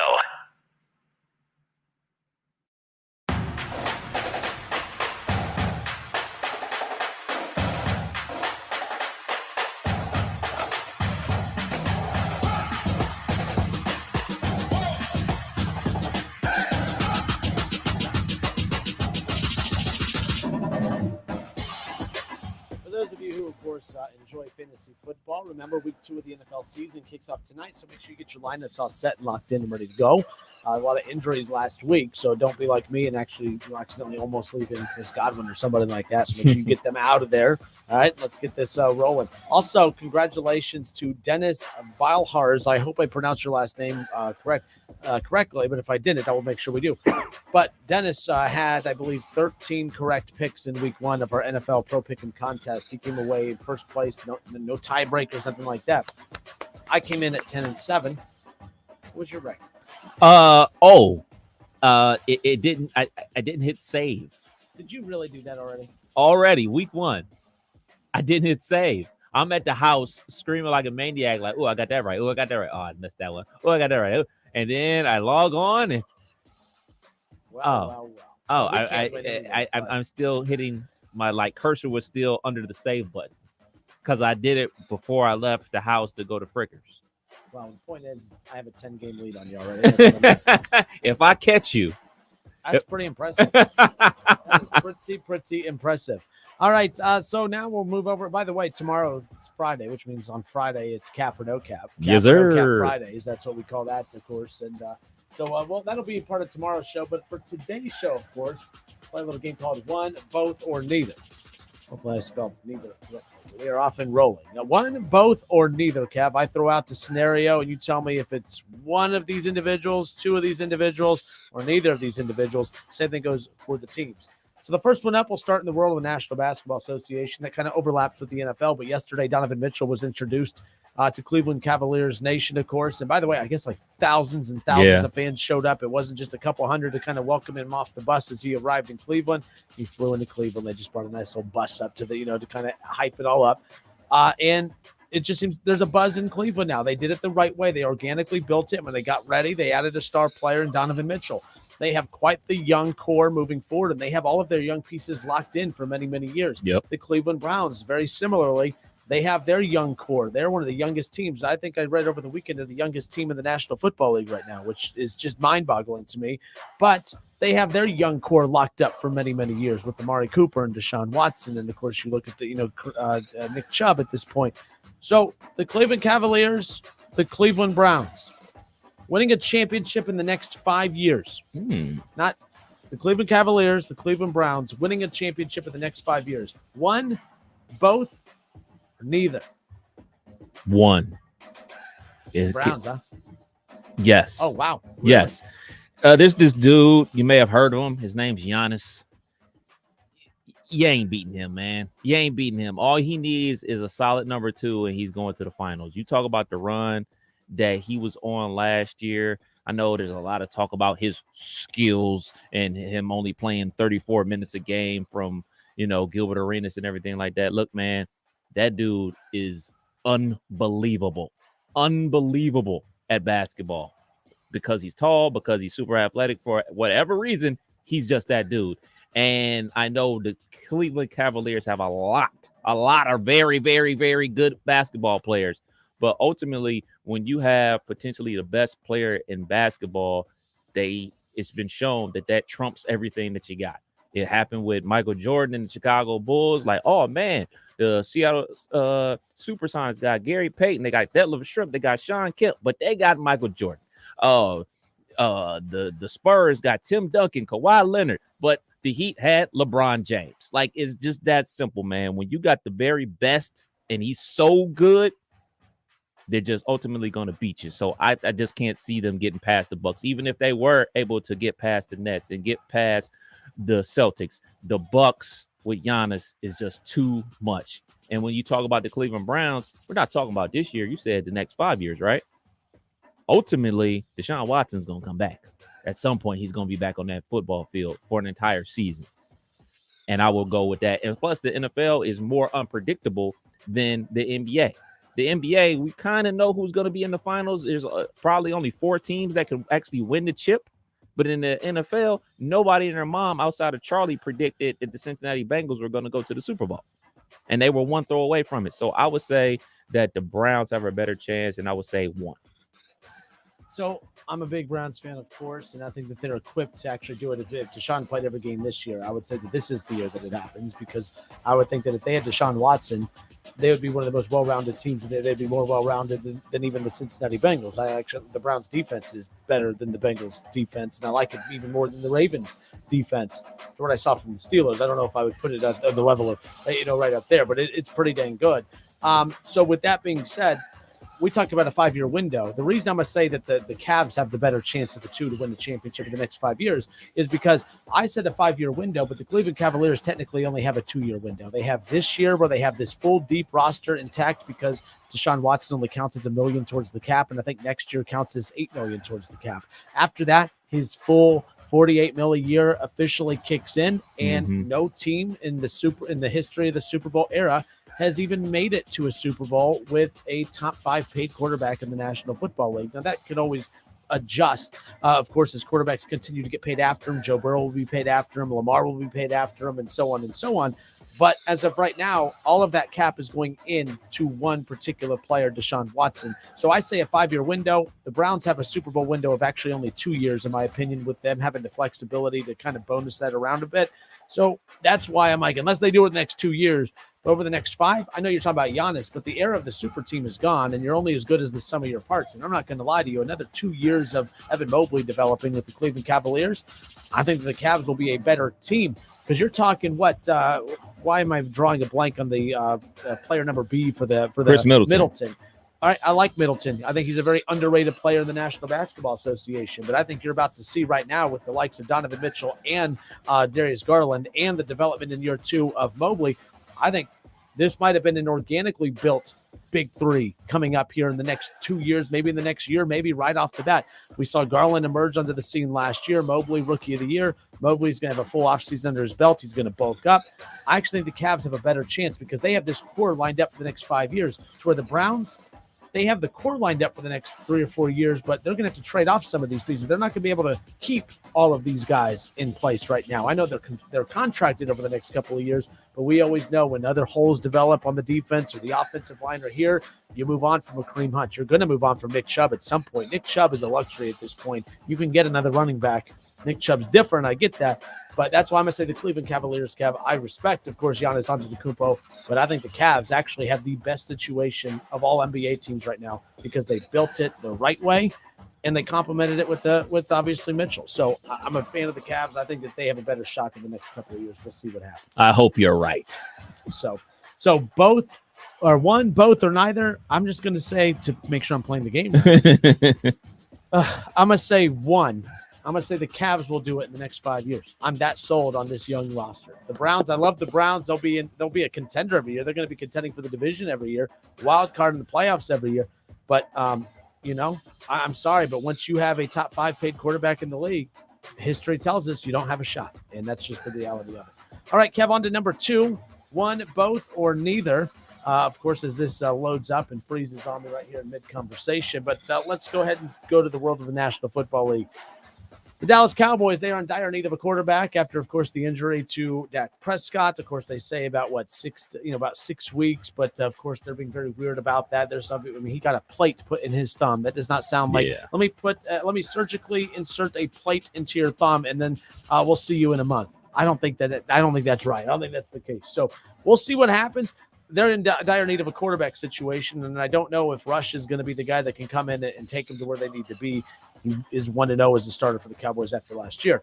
But Cam Newton and Antonio Brown are both out there and available. And the Cowboys need a quarterback, and they desperately need a wide receiver, especially after moving on from Amari Cooper, who's now with the Browns. So Cam Newton and Antonio Brown to the Dallas Cowboys. One, both, or neither? Neither. Antonio Brown is done in the NFL. He probably could still play in the NFL. Last time we saw him, he was still making plays for the Tampa Bay Buccaneers. I mean, people remember that game for his antics as he ran off the field, taking off his shoulder pads and waving it around like a helicopter. But he was making plays in that game. He was making plays for that team all season. He was still Brady's kind of go-to guy. So he still has a lot left in the tank. I just don't think the Dallas Cowboys want to mess around in those waters right now. Like, if you think your season's off the rails right now with Dak Prescott being out for the next 6-7 weeks with a plate in his thumb, what do you think it's going to be like when Antonio Brown shows up and Cooper Rush can't get him the ball? You think things are just going to be magically better? No, they're going to be magically worse. And the last time we see Cam Newton on the football field, it looked like me and you was playing quarterback. So neither of them are going to be playing for the Dallas Cowboys. I'm going to say neither as well. Look, I think this Cam Newton idea, I was not sold on Cam Newton when he came back to the Patriots.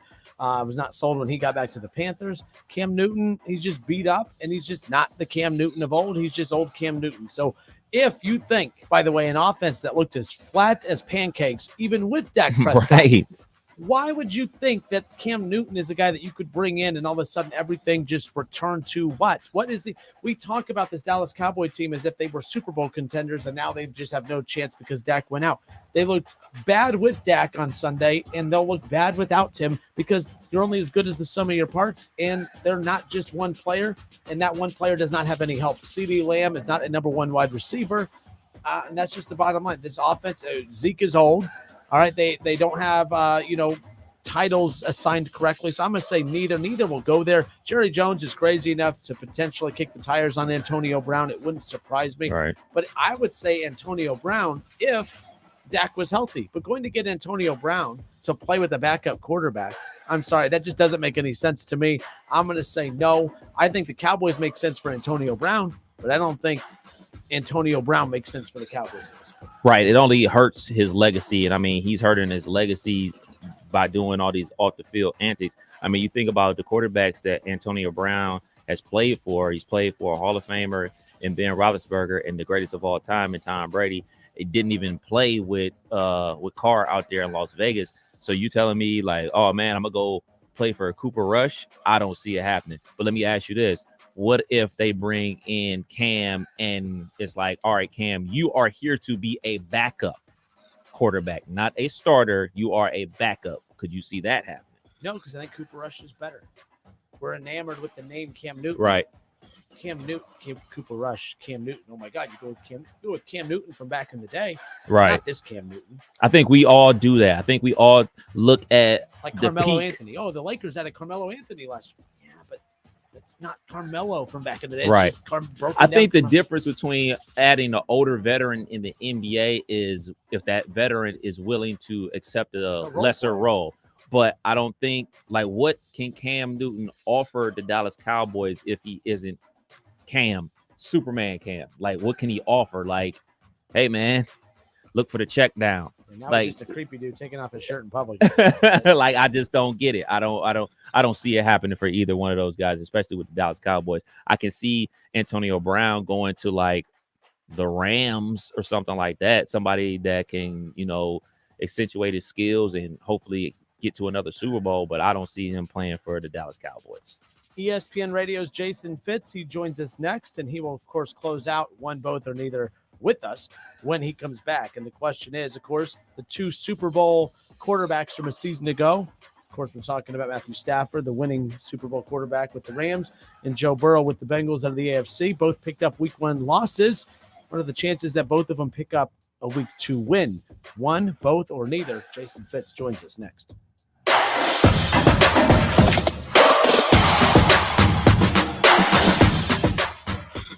The Justin Kinner Show with Kev Nash. Presented by Brad Mays with Home Experts Realty. Weekdays at 3 p.m. on 1410 ESPN Radio. Don't put it off any longer. You know it's time. Time for a bathroom upgrade by Bath Creations. Bath Creations is a leader in bathroom renovations, providing the very best value in bath and shower remodeling, and proudly made in the USA. With Bath Creations, you get a beautiful modern bathroom that's safe, comfortable, and affordable. Attention first responders, veterans, and active military. Save $500 off your purchase right now. Visit Poe Avenue in Dayton or online at mybathcreations.com. And upgrade today. Hi, I'm Sales Manager Jason High at Germain Honda Beaver Creek, proud recipient of the prestigious President's Award. We are your local Honda dealer, and we invite you to see our newly renovated state-of-the-art facility. You'll be amazed at our selection, and remember, all new Hondas come with a lifetime powertrain warranty. Visit us at Route 35, just east of 675, conveniently located near Wright-Patterson Air Force Base. Germain Honda Beaver Creek, the right car, the right price, the right way. I'll see you soon. This is for the men who never settle, the ones who miss the fairway all day and still pull out the big stick, the type of guys who will always prefer to be behind the grill than in front of the camera, and the men who never let their friends forget about a high school nickname. This is the Lodge mentality. This is Twin Peaks. Who wants to settle for a single TV? With more TVs, bigger screens, plus our fabulous scenic views, there's more to watch at Twin Peaks.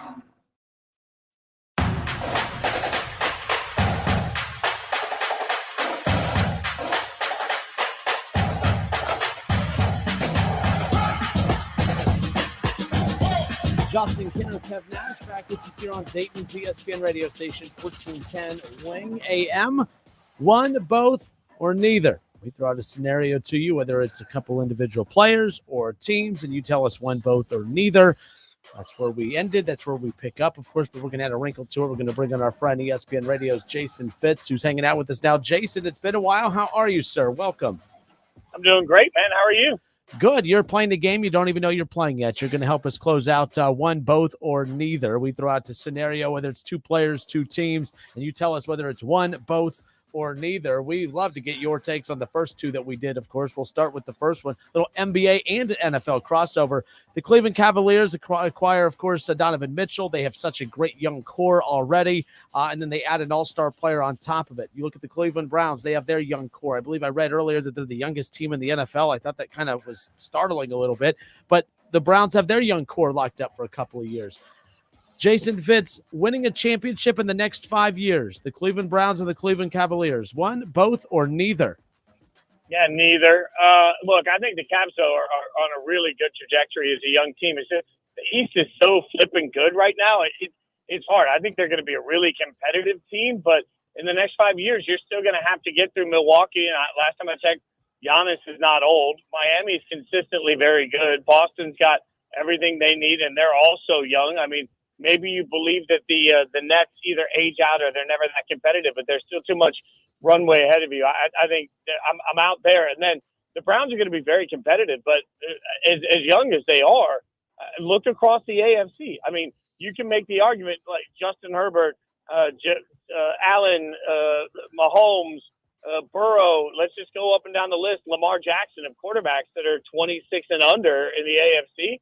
Being young isn't even that special. Most of the AFC is young. So if I'm having to bank on money on either, I'm saying neither. Yeah, I had said the Cavs. I picked the Cavs just because of the fact that they have so many of their young players locked up. And again, it's very unlikely that either of these teams wins a championship. Let's just be real. That's why you said neither, of course. But I said the reason I didn't pick the Browns, and I'm a Browns fan, is because, well, no team in the history of the Super Bowl era has won a Super Bowl with a quarterback is one of the top 5 highest paid QBs in the league. If history tells us anything, it's very difficult to do when such a high percent of your cap is locked into one player. Jason, the one thing I get all the time is, well, the cap's about to increase. Well, all that means is now these agents and the players are saying, well, now there's just more of the pie for me to have as opposed to more of the pie to distribute to everyone else. So that's one reason, too. Cleveland may have their quarterback finally, but that just puts them in position to contend for the division each year. Super Bowl contender, I think it's going to be unlikely. Yeah, and I'll double down on one portion of that. Like, there's an interesting factoid that, Rob Gronkowski is the only player in the last 12 years that was the highest paid at his position in any year and won a Super Bowl. So it's not even just the quarterback. If you have the highest paid anything, you are not going to win a Super Bowl according to the metrics so far. So I think people need to remember, too, yes, the salary cap's about to explode. We live in a world where top wide receivers are now getting $25 million. Edge rushers are getting $25 million. Like, the salary cap's going to explode. But every time it explodes, your top 4 or 5 positions of value are only going to get paid more and more money. So it's difficult. You've got to hit home runs in the draft every single year if you pay your quarterback. And not many teams can do that. Part of the reason Kansas City was so good for so long wasn't just Mahomes. It's that every one of their top 3-round draft picks for a period of 5 straight years made the team and made impact. That is what you have to do to win football games. ESPN Radio's Jason Fitz with us here. One, both, or neither. The next one we had up, Cam Newton and Antonio Brown to the Dallas Cowboys. The Cowboys in desperate need of a quarterback, in desperate need of another playmaker. I said neither. Brandy brought this up because we had a few people tweet this into the show a little bit ago, and I just thought it was kind of crazy to think about a little bit. The main reason I said neither, Jason, is because you look at Cam Newton right now. I'm not sure Cam Newton right now is better than Rush for the Dallas Cowboys. And Antonio Brown, I don't know why you bring in an Antonio Brown to play with a backup quarterback. So that's why I say neither at this point. I know Jerry's crazy enough to do it, and the Cowboys might be desperate enough to do it. I just don't think he does it. Talking about Jerry, of course. I agree with you if I more likely to get in, because when you're a wide receiver, you can knock the rust off quicker and get in and make an impact. Plus, the problem has never been Antonio Brown's production. It's always been Antonio Brown. So that means that repeatedly coaching staffs and organizations that are desperate will invest in guys they shouldn't. So if I had to take one, it'd be AB far over Cam Newton. But I'm with you. I think the honest answer to that is neither. Fitz, normally Kenner and I totally disagree about Lamar Jackson. But this rare time, we agree. We both don't understand why his contract situation is such a big deal. They're going to pay him $23 million this year. Next season, he's going to get franchise tag for like 40-something million dollars. And then if he isn't signed to another long-term deal, he's going to get franchise tagged again. It's going to be around, $55 million. So I think it's just both teams or both parties really trying to negotiate this thing. Like I said, very rare that Kenner and I ever agree, especially on Lamar Jackson. Yeah, well, I think your math is really important.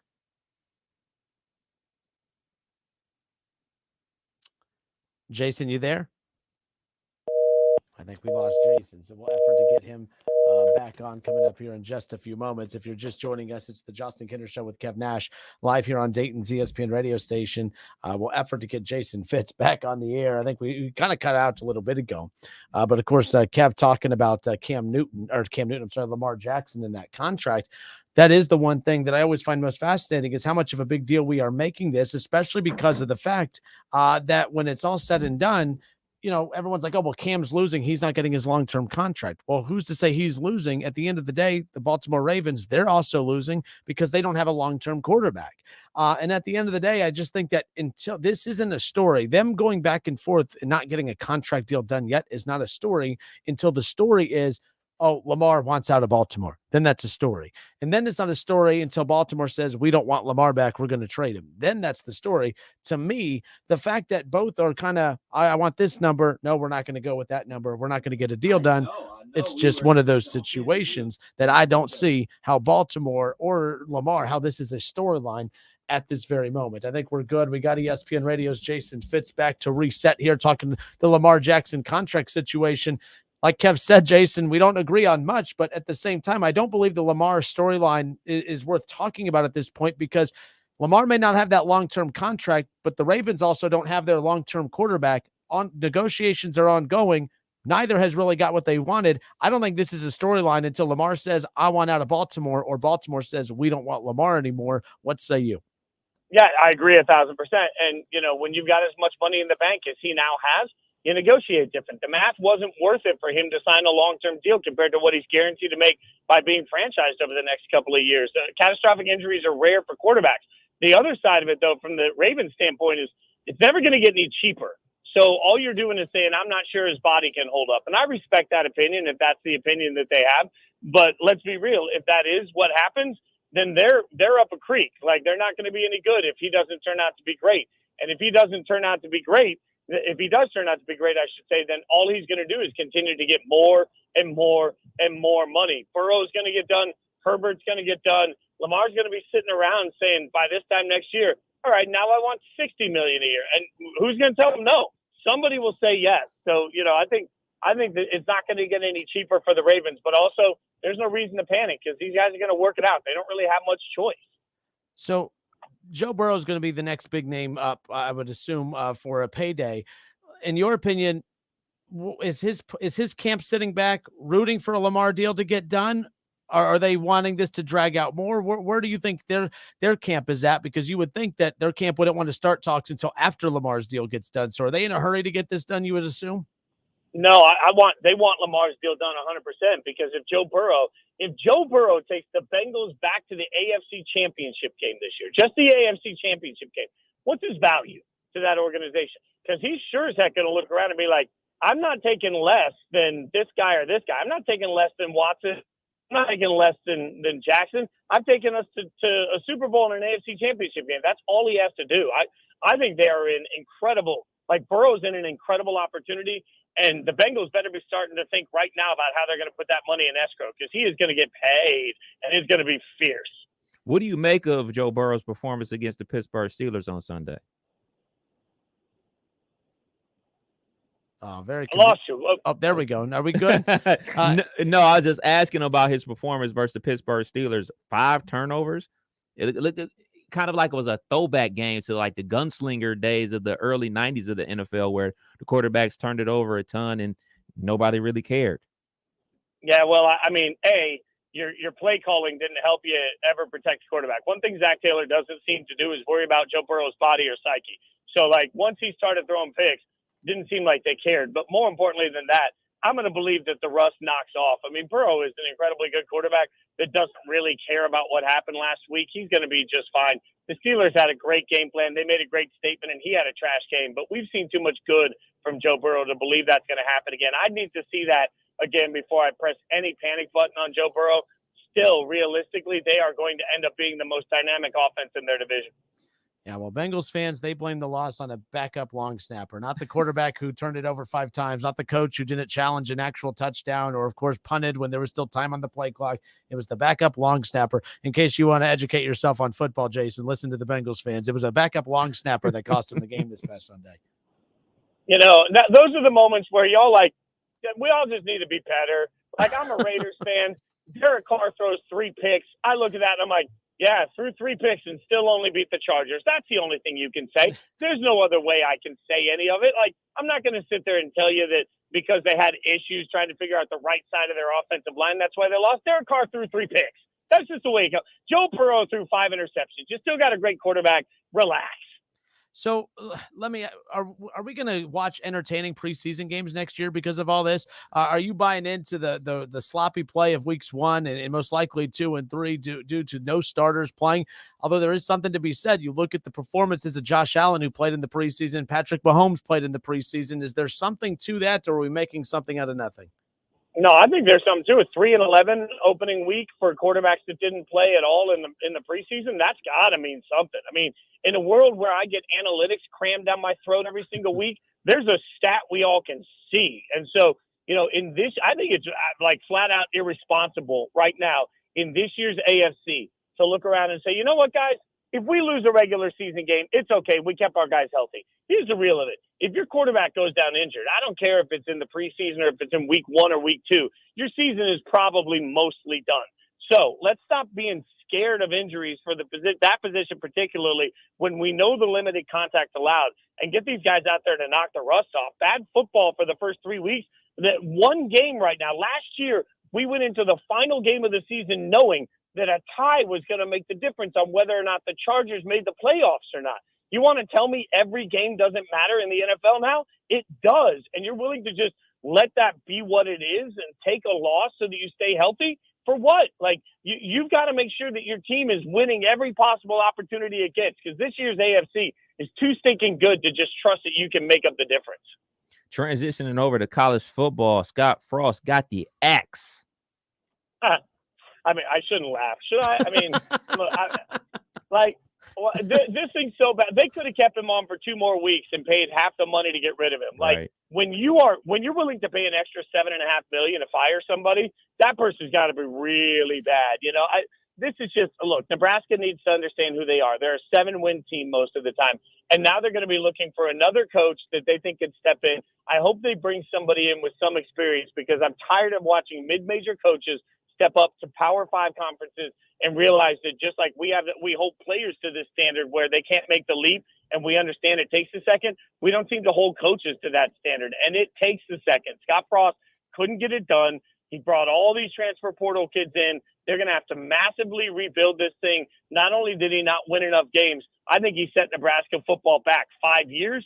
So now all of a sudden you're going to have to start a rebuild in a Big Ten where at best you're a mediocre program. Like, this is what happens when you're willing to accept mediocrity and when you hire somebody based on a name instead of based on hiring the best coach. Like, they got this wrong from the outset. They brought him in because of their love of Scott Frost. And, man, you can't reunite with your ex and have it work out most of the time.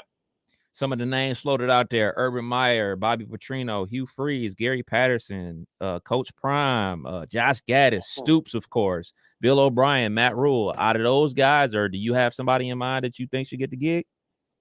I think Dan Mullen should be in consideration for it. I mean, Dan Mullen is used to SEC pressure, so he can handle pretty much anything. And he's somebody that was highly touted before he got his shot. So I'm going to believe that a second opportunity is a good thing for him. Matt Rule is somebody that, I think once he gets fired from the Panthers job, he's going to have the opportunity. I think some guys are just better suited. Like, when you salesman pitches, I'm going to create culture. That works in college football. It doesn't work in the NFL. And so, culture is created by winning football games. Then people care about what you say. And I don't think Matt Rule got that when he went to Carolina. So I think he's going to be a heck of a college coach somewhere next year. Why not Nebraska? Those are good opportunities. But also, you got to understand, I think, a little bit of what your recruiting element is going to be here. Like, Nebraska is not out recruiting Ohio State.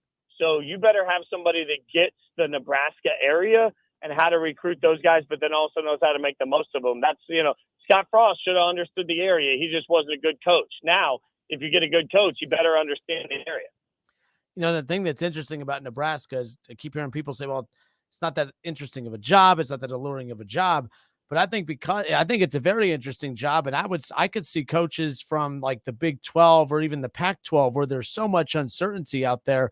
Could you see a coach candidate that we're not even thinking about that could potentially pop in just because Nebraska is on the ship that is floating, which is the Big Ten? You look at the media rights deal, you look at the money that's coming in, you look at the fact that they're not going to be kicked out of the Big Ten. There's so much uncertainty with the Pac-12 and the Big 12 and on those conferences that getting to Nebraska is almost like a safe haven where, hey, I'll figure out the rest later, but at least I know I'm on a program that's in a stable conference that has the most money coming in. I think that's what makes Nebraska more alluring than what most are giving it credit for, just from the business standpoint in the times of so much uncertainty right now with college athletics. I would honest to God, I would tell anybody that says that there's no appeal to the Nebraska job just to go to a game. Like I of all the game day experiences I had, I don't know that I saw anything that was more memorable than Nebraska's experience on what happens on game day. Like I didn't see it coming. I went in with low expectations for it, and then I watched it and I walked around and like the tailgating, the way it's done, and the fact that they open up all of these different gas stations everywhere that are just throwing out beers and food. And it's one of the biggest parties I've ever seen around a college football game. Like Nebraska has a very special atmosphere and a fan base that cares more than most. And so like, maybe they're a mediocre program, but they are not a mediocre fan base. They're not in a mediocre college football city. There's a lot of coaches like, you win in Nebraska and you are going to be a rock star for life that never has to buy a drink anywhere for the rest of time in that state. So I think people are underselling some of the good that's around Nebraska when they say there's not a lot of appeal to it, honestly. Urban in Nebraska, just end that real quick, just for me. I have to check it off and say I at least threw out Urban's name, but I just need you to end that quickly. Urban's done, right? Like there's no way, like this isn't an interesting job for him, correct? No, they shouldn't be interested in him. I don't care what Urban Meyer wants to do. Like, you want to put Urban Meyer on a couch in front of a mom right now and have him say, "I'm going to raise your young man to be a better person." Like that's an awful sales pitch. Like at some point, the body of work is the body of work, and I'm not talking about the body of work for the coach. I'm talking about the body of work for the human being. And you got to look around at what every player around him in the NFL said and say, okay, that has some merit. But you also got to look around at just the way he carries himself and ask yourself, do you really want to associate that in the Midwest with core values and things that matter to the people in Nebraska? You want to sell that? Like, I know everybody cares about winning football games, and I'm not stupid. I understand that winning football games is the most important thing for most fans, but at some point, you got to be real about the blowback you're going to get. And we saw this in Tennessee when they tried to make a hiring coach a few years ago that people felt was controversial. They ran that out of town. If I am a Nebraska alum, I am ready to run the concept of Urban Meyer so far out of town. And look, I don't work for Fox. I have a lot of respect for what Fox does. I watch a lot of Fox content. I think it's gross that they put him on air this year. So, like, I got nothing good, everything fine about Urban Meyer, the coach. Urban Meyer, the human being, doesn't deserve to stand in front of any family right now and say, I got you. I can help raise your son into a great young man. He has shown no proof of concept for that. All right. That was good stuff, Jason. Thank you for that. Last thing on the way out here, Marcus Freeman. Well, let me just put it this way. Are we going to be bringing up Urban's name for Notre Dame here in the near future? Marcus Freeman's lost his first 3 straight games. I mean, what's happening there? Yeah, look, and this is one point. I talked to Mike Golick Jr. about this extensively yesterday. Before the season started, Gojo told me, look, I think we're not going to be a great football team. It's going to take some time, and we're not as talented as people want to say we are. And we are seeing that, y'all. Like, it's just there is just nothing there offensively. And Marcus Freeman, so far, I think if there's anything we should be questioning is, does he have the knowledge that it takes to be able to build an offense around the guys that he has? And I understand that they thought continuity would help them in that situation, but their quarterback play has been absolutely abysmal. Separation on the outside has been absolutely gross. Marcus Freeman is such a cool person that everybody's rooting for him. And I get that because he's got that factor. Like, you watch him on TV and you're like, I want to be best friends with that guy. That's an awesome way to sell your program. But you are not selling your program when you look that way on Saturdays. And right now, I'm interested to see, like, did Ohio State really show us in week 1 that they fixed their defense? Or did Ohio State, and it's been a much better defense this year so far, swarming, much better speed. I appreciate all that. But how much of our perception on that defense was changed by the fact that they were taking on what looks like a Pee Wee League offense? He is on a roll. I just let you say that. But my last question, we know we got to let you go. One of the main reasons Marcus Freeman was hired was his ability to recruit. They got a top recruiting class. What happens with him if these guys start decommitting? Because, recruiting is everything. It's the lifeblood of college football. If these guys start decommitting, what happens. It's okay, Kev. It'll be okay. You don't have to He's get from choked Huber up. Heights. He's from Dayton, Ohio. I'm getting emotional. No, dude, you are so right, though. Like, when you start thinking about the transfer portal and what it means for expectations, I think that's a huge part of this. Also, there's a recent example right now that we are living, eating, and breathing in Texas A&M, because last time I checked, the title is head football coach, not head football recruiter. Somebody else has that role. And when you have top 5 after top 5 recruiting class and you don't win games and you are Jimbo Fisher, man, the heat is coming. I don't care how complicated that buyout is. The heat is coming. And Marcus Freeman needs to look around and understand that recruiting can get you recruiting buys patience for 1 year, but you got to do it year after year. And you got to keep the kids in the building while you are building a program that doesn't have the benefit of conference play and has eyeballs and expectations every single year. Like, for many coaches, you can save your job as long as if you're Jim Harbaugh, you're going to save your job if you beat Michigan State and you beat Ohio State every year, no matter what happens. There is not that gimme. You could say USC is part of that for Notre Dame, but Notre Dame's expectation is to be a playoff team. That's what they're paying for. Marcus Freeman doesn't have anything less than that he can settle for. So he's got to start selling that room that things are turning around quickly. ESPN Radio's Jason Fitz. Jason, excellent stuff today. Appreciate your time. Glad we could connect this week, and we'll do it again next week. Thank you. Have a great rest of your weekend.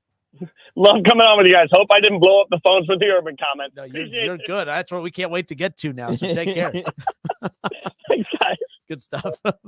ESPN Radio's Jason Fitz. Wow, I had no clue where he was going with that Urban thing, but that is interesting. I always wonder, I feel like the perception of Urban, the NFL guy, versus Urban, the college guy, I don't think Urban took a hit perception-wise in college. Do you think 518-1410? Interesting take there from Jason Fitz. There will be noise the next program that hires Urban Meyer, but how loud will that noise be? It's all about winning. Look at in the NFL. Talk about how bad of a person we think Urban Meyer is, but look at the Cleveland Browns. They got Deshaun Watson. Blinders came up very quickly for a lot of people, right? Like we can compartmentalize things. 518-1410.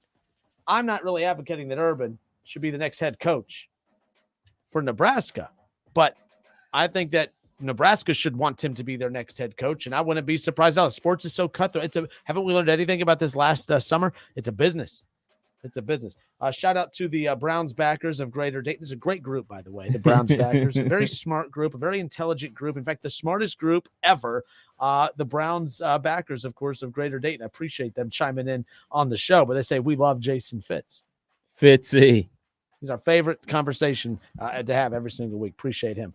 Browns backers of Greater Dayton. Shout out to them, of course. All right, folks, we'll pick up with this conversation on the other side. 518-1410. Phone lines are open. We'll be right back.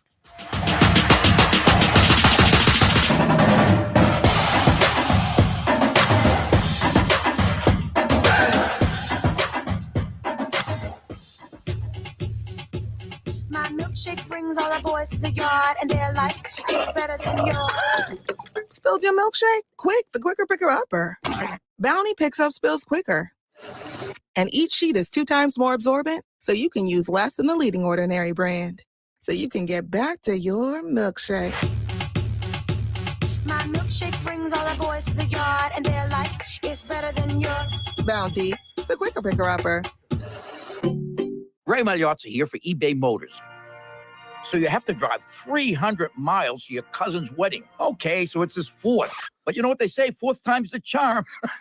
Well, here's the problem. Your tires are as bald as I am. But lucky for you, eBay Motors has tires for just about every make and model. Plus wheels, lug nuts, jack stands, and more. 122 million parts. Do they have tissues? Oh, good, because I'm definitely a crier. Get the right parts at the right prices. eBay Motors. Let's ride. Hear the power and feel the noise. NTPA Championship Pulling's All-Star Invitational is back. The 35th annual Enderley Pull-Off returns to the Champaign County Fairgrounds in Urbana on Saturday, September 17th at 5 p.m. One huge session of pulling on 2 tracks. 23 divisions. Over 100 competitors qualify. Tractors, trucks, minis, and semis will all be there. NTPA's best of the best from both the NTPA Regional and Grand National Circuits, vying for their share of over $106,000. Open pit area to see these incredible machines up close. AllStarPull.com has the details. Purchase discount tickets for $22, which saves $5 off day of show admission. Ticket outlets include local O'Reilly Auto Parts store locations, Farmers Equipment in Urbana, Farmer's Daughter Restaurant in Urbana, and Dave Cale Chevrolet in Mechanicsburg.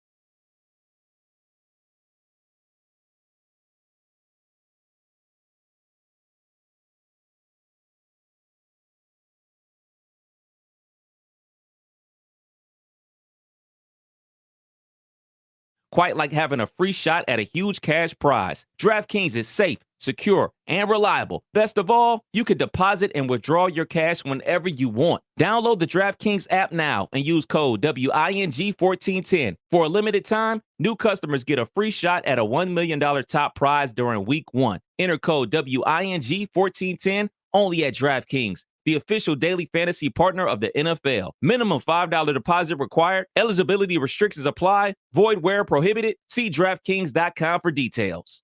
Dell Technologies' semi-annual sale has arrived, and it's time to upgrade to the latest business technology. Save big on laptops and desktops with Windows 11 Pro. Plus, get amazing deals on server, storage, and cloud solutions, as well as top work accessories, including docks, monitors, and more. Dell Technologies recommends Windows 11 Pro for business. Call a Dell Technologies advisor at 877-ASK-DELL. That's 877-ASK-DELL for special business offers during our semi-annual sale.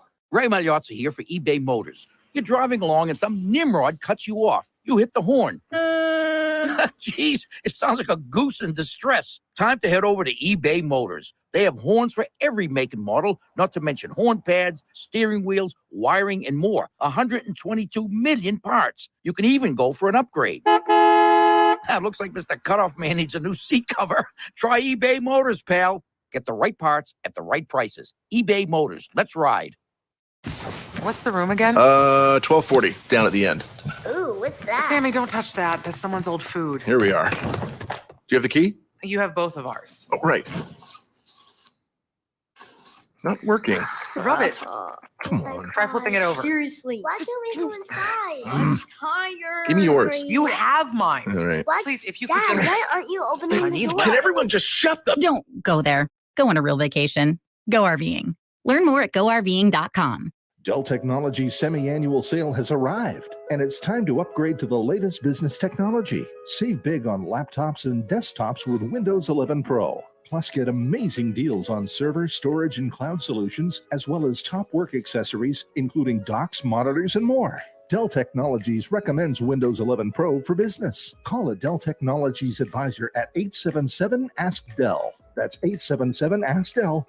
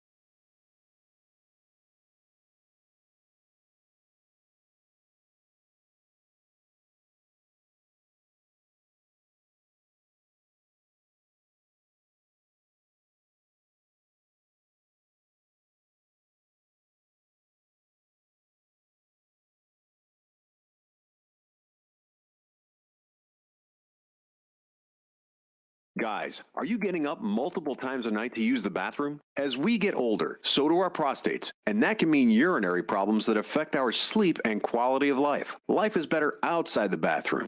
Real Health's Prostate Complete can help you relieve those annoying and painful prostate symptoms. Available at Walmart or visit realhealth.com for more information and to order yours today. Try it risk-free with our 120-day money-back guarantee. These statements have not been evaluated by the FDA. This product is not intended to diagnose, treat, or cure any disease.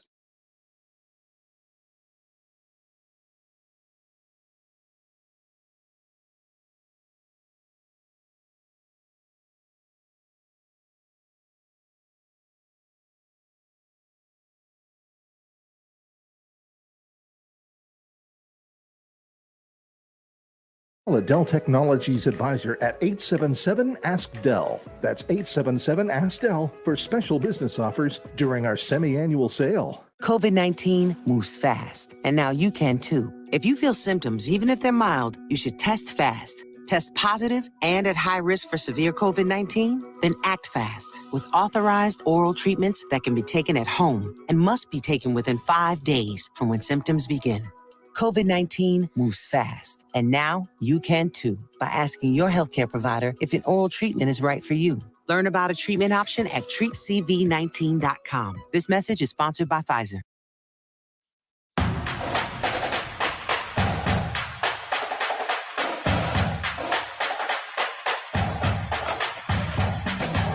ESPN Radio's Jason Fitz, who joins us and hangs out with us each and every week, came in from the top rope. Woo! Came in and dropped the elbow from the top rope.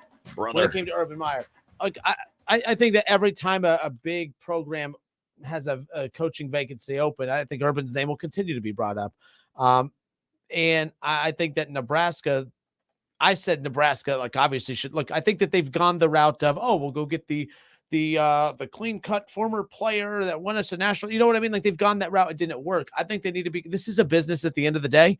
And I think that Nebraska right now, by the way, the only thing I disagree with Jason on is when he said that they made the wrong hire with Scott Frost. Yeah. I disagree with that. At that time, that was the hire. Yeah, that he was the hottest guy hire on the block. And to be clear, Scott Frost at UCF is exactly who Luke Fickell is at Cincinnati right now. If Luke Fickell ever left Cincinnati, he would be viewed as the savior to whatever program he's going to in the same light that Scott Frost was viewed at for going to Nebraska. And if anything, Scott Frost going to Nebraska made way more sense than anywhere that Luke Fickell would go because of the fact that he won them. He played there. He's he's a Nebraska guy. Yeah. So I always say this, that just because something doesn't work out, it doesn't mean it was a bad hire. I think that anyone that goes after a big name free agent and they end up becoming injury prone after that, to sit there and say, well, that owner, he's responsible for bringing him in here. Stop. You can't anticipate that the guys are about to be banged up for the next 2 or 3 years. Right. I don't think that's necessarily fair. I don't blame Nebraska for bringing in Scott Frost. I don't think they made the wrong decision. It was the right decision to go after Scott Frost. It just didn't work out. That's the only thing with Jason I disagreed on. I don't think Nebraska made the wrong decision going after Scott Frost. And I think the scary thing for them is there is no right answer out there right now. Scott Frost was perfect at the time because, he's a former player. He was a popular player. He won us a national chip. He just did all this with UCF. Nebraska's brand was so high when he came back because it felt like, he's going to be the guy that turns it around. I think because it didn't work out, I don't think it was a bad hire. I think it's actually more defeating than anything because if that didn't work, then what the hell will? Because you can't get any big names to come there, and beggars can't be choosers. Everything Jason said about Urban Meyer, if Nebraska, I don't think they care at this point. They need someone to come in there and make a difference, and they need to make a difference now. I wouldn't be surprised if they went hard after Urban. I don't know who else you can go after. There's some names out there, as you just heard, Dan Mullen and some others, and that most likely will be, Gus Malzahn, I think, would be a guy that they could have targeted if he wasn't at the place that Scott Frost just came from. So I think that eliminates him. But I could see Gus Malzahn saying, hey, they're going to the Big 12. They'll be fine. The Big 12 isn't stable. There's only 2 stable conferences right now, the Big 10 and the SEC. The Big 12 seems to be that just on the outside looking in as far as having enough to be stable. But I don't think any coach in the Big 12 feels stable right now. I could see, the Nebraska job being one that a lot of big name coaches maybe secretly kind of tap on the shoulder to see what they could do there. Tapping on your point that you talked about with Scott Frost, people forget about what he did as the OC at Oregon. Everybody loves everything that he did down at UCF, but he had a tenure as an OC before that, and he was the right hire. I mean, he's one of them, and one of your own just went undefeated and beat Auburn in a big-time bowl game. So it was a natural fit, just like if people rewind to when the Cleveland Browns hired Hugh Jackson. Obviously, that was a debacle, but at the time, that was the hottest guy on the block. That is a guy that everybody that had a head coaching opening was going That's after. Thank you, because I've always said the same thing, that the Browns, they made a bad hire. No, he was the hottest available coach at that time. That's exactly who you wanted. So, I mean, that's no different than any offensive coordinator or whatever. Like when, McVay, and then when, McVay worked out, but if not, that didn't mean it was a bad hire. That just meant it didn't work out. Like, not everything's always a bad hire. A bad hire, Urban to the Jaguars, that was a bad hire. No one felt good about that. Right. No one thought that was going to work. That was a bad hire. You could argue that was a good hire. It was a big name and it got attention. No, it was a bad hire. It was a disaster from the beginning. It was everything that everyone said it was going to be. Everything that about Scott Frost to Nebraska, that was positive. Everyone was like, that has to work. Right. Because if it doesn't work, what the hell will? What will? And then, it's a learning tool, to speak about Coach Fickell. His tenure as the interim head coach at Ohio State was a huge learning lesson for him. He's under the hottest hot seat in the entire state. Everybody's looking at him and they're going, what was it, 6-7 under his tenure as the head coach at Ohio State. Stays on as the DC under Urban Meyer, learns, goes to take over a terrible program in UC after Tommy Tuberville ran that into the ground. And now he's built them up and got them to the college football playoff. So I don't think Scott Frost had that learning, when you're in those hot seats like that from those big time story programs, there's no time to learn. The boosters remember the glory years. These boosters are old. You know what I'm saying? These boosters remember the days of Tommy Frazier. These boosters remember the days of Tom Osborne. Scott Frost. Yeah, they remember you playing, balling out of control. They remember all this. They don't have time for you to get it right. But when you're at a non-Power 5 school, take your time, because we understand that this is a build-up process. And then once it's built up and they're on the ground and running, they all expect you to leave to go to the next place, and they're expecting the next head coach to keep the train rolling. But in Scott Frost's situation, it was just too much pressure, because I think part of that pressure that was put on him made him make irrational decisions, like kicking an onside kick up 11 points. Like, doing those irrational decisions like that cost him his job. So we just had ESPN Radio's Jason Fitz on. Someone messaged in saying that they thought that was a unclassy take of Jason Fitz on Urban Meyer. First of all, it wasn't unclassy. I think Urban's had enough on his resume to warrant being viewed as one of the greatest coaches ever, but he also has enough blemishes on it for us to also question a lot of his decision-making. I don't think it was unclassy at all. I'm not just defending him because he comes on the show each week. I just think so many people have said worse. Let's just be honest. Here's Jason Fitz from just a few minutes ago when, Nebraska, we're talking about coaching vacancy, the coaching vacancy and the possible candidates. I was like, we have to ask Urban, right? Like, Urban's name will be mentioned, correct? Here's Jason Fitz on the idea of Urban Meyer to Nebraska. They shouldn't be interested in him. I don't care what Urban Meyer wants to do. Like, you want to put Urban Meyer on a couch in front of a mom right now and have him say, I'm going to raise your young man to be a better person? Like, that's an awful sales pitch. Like, at some point, the body of work is the body of work. And I'm not talking about the body of work for the coach. I'm talking about the body of work for the human being. And you got to look around at what every player around him in the NFL said and say, okay, that has some merit. But you also got to look around at just the way he carries himself and ask yourself, do you really want to associate that in the Midwest with core values and things that matter to the people in Nebraska? You want to sell that? Like, I know everybody cares about winning football games, and I'm not stupid. I understand that winning football games is the most important thing for most fans, but at some point, you got to be real about the blowback you're going to get. And we saw this in Tennessee when they tried to make a hiring coach a few years ago that people felt was controversial. They ran that out of town. If I am a Nebraska alum, I am ready to run the concept of Urban Meyer so far out of town. And look, I don't work for Fox. I have a lot of respect for what Fox does. I watch a lot of Fox content.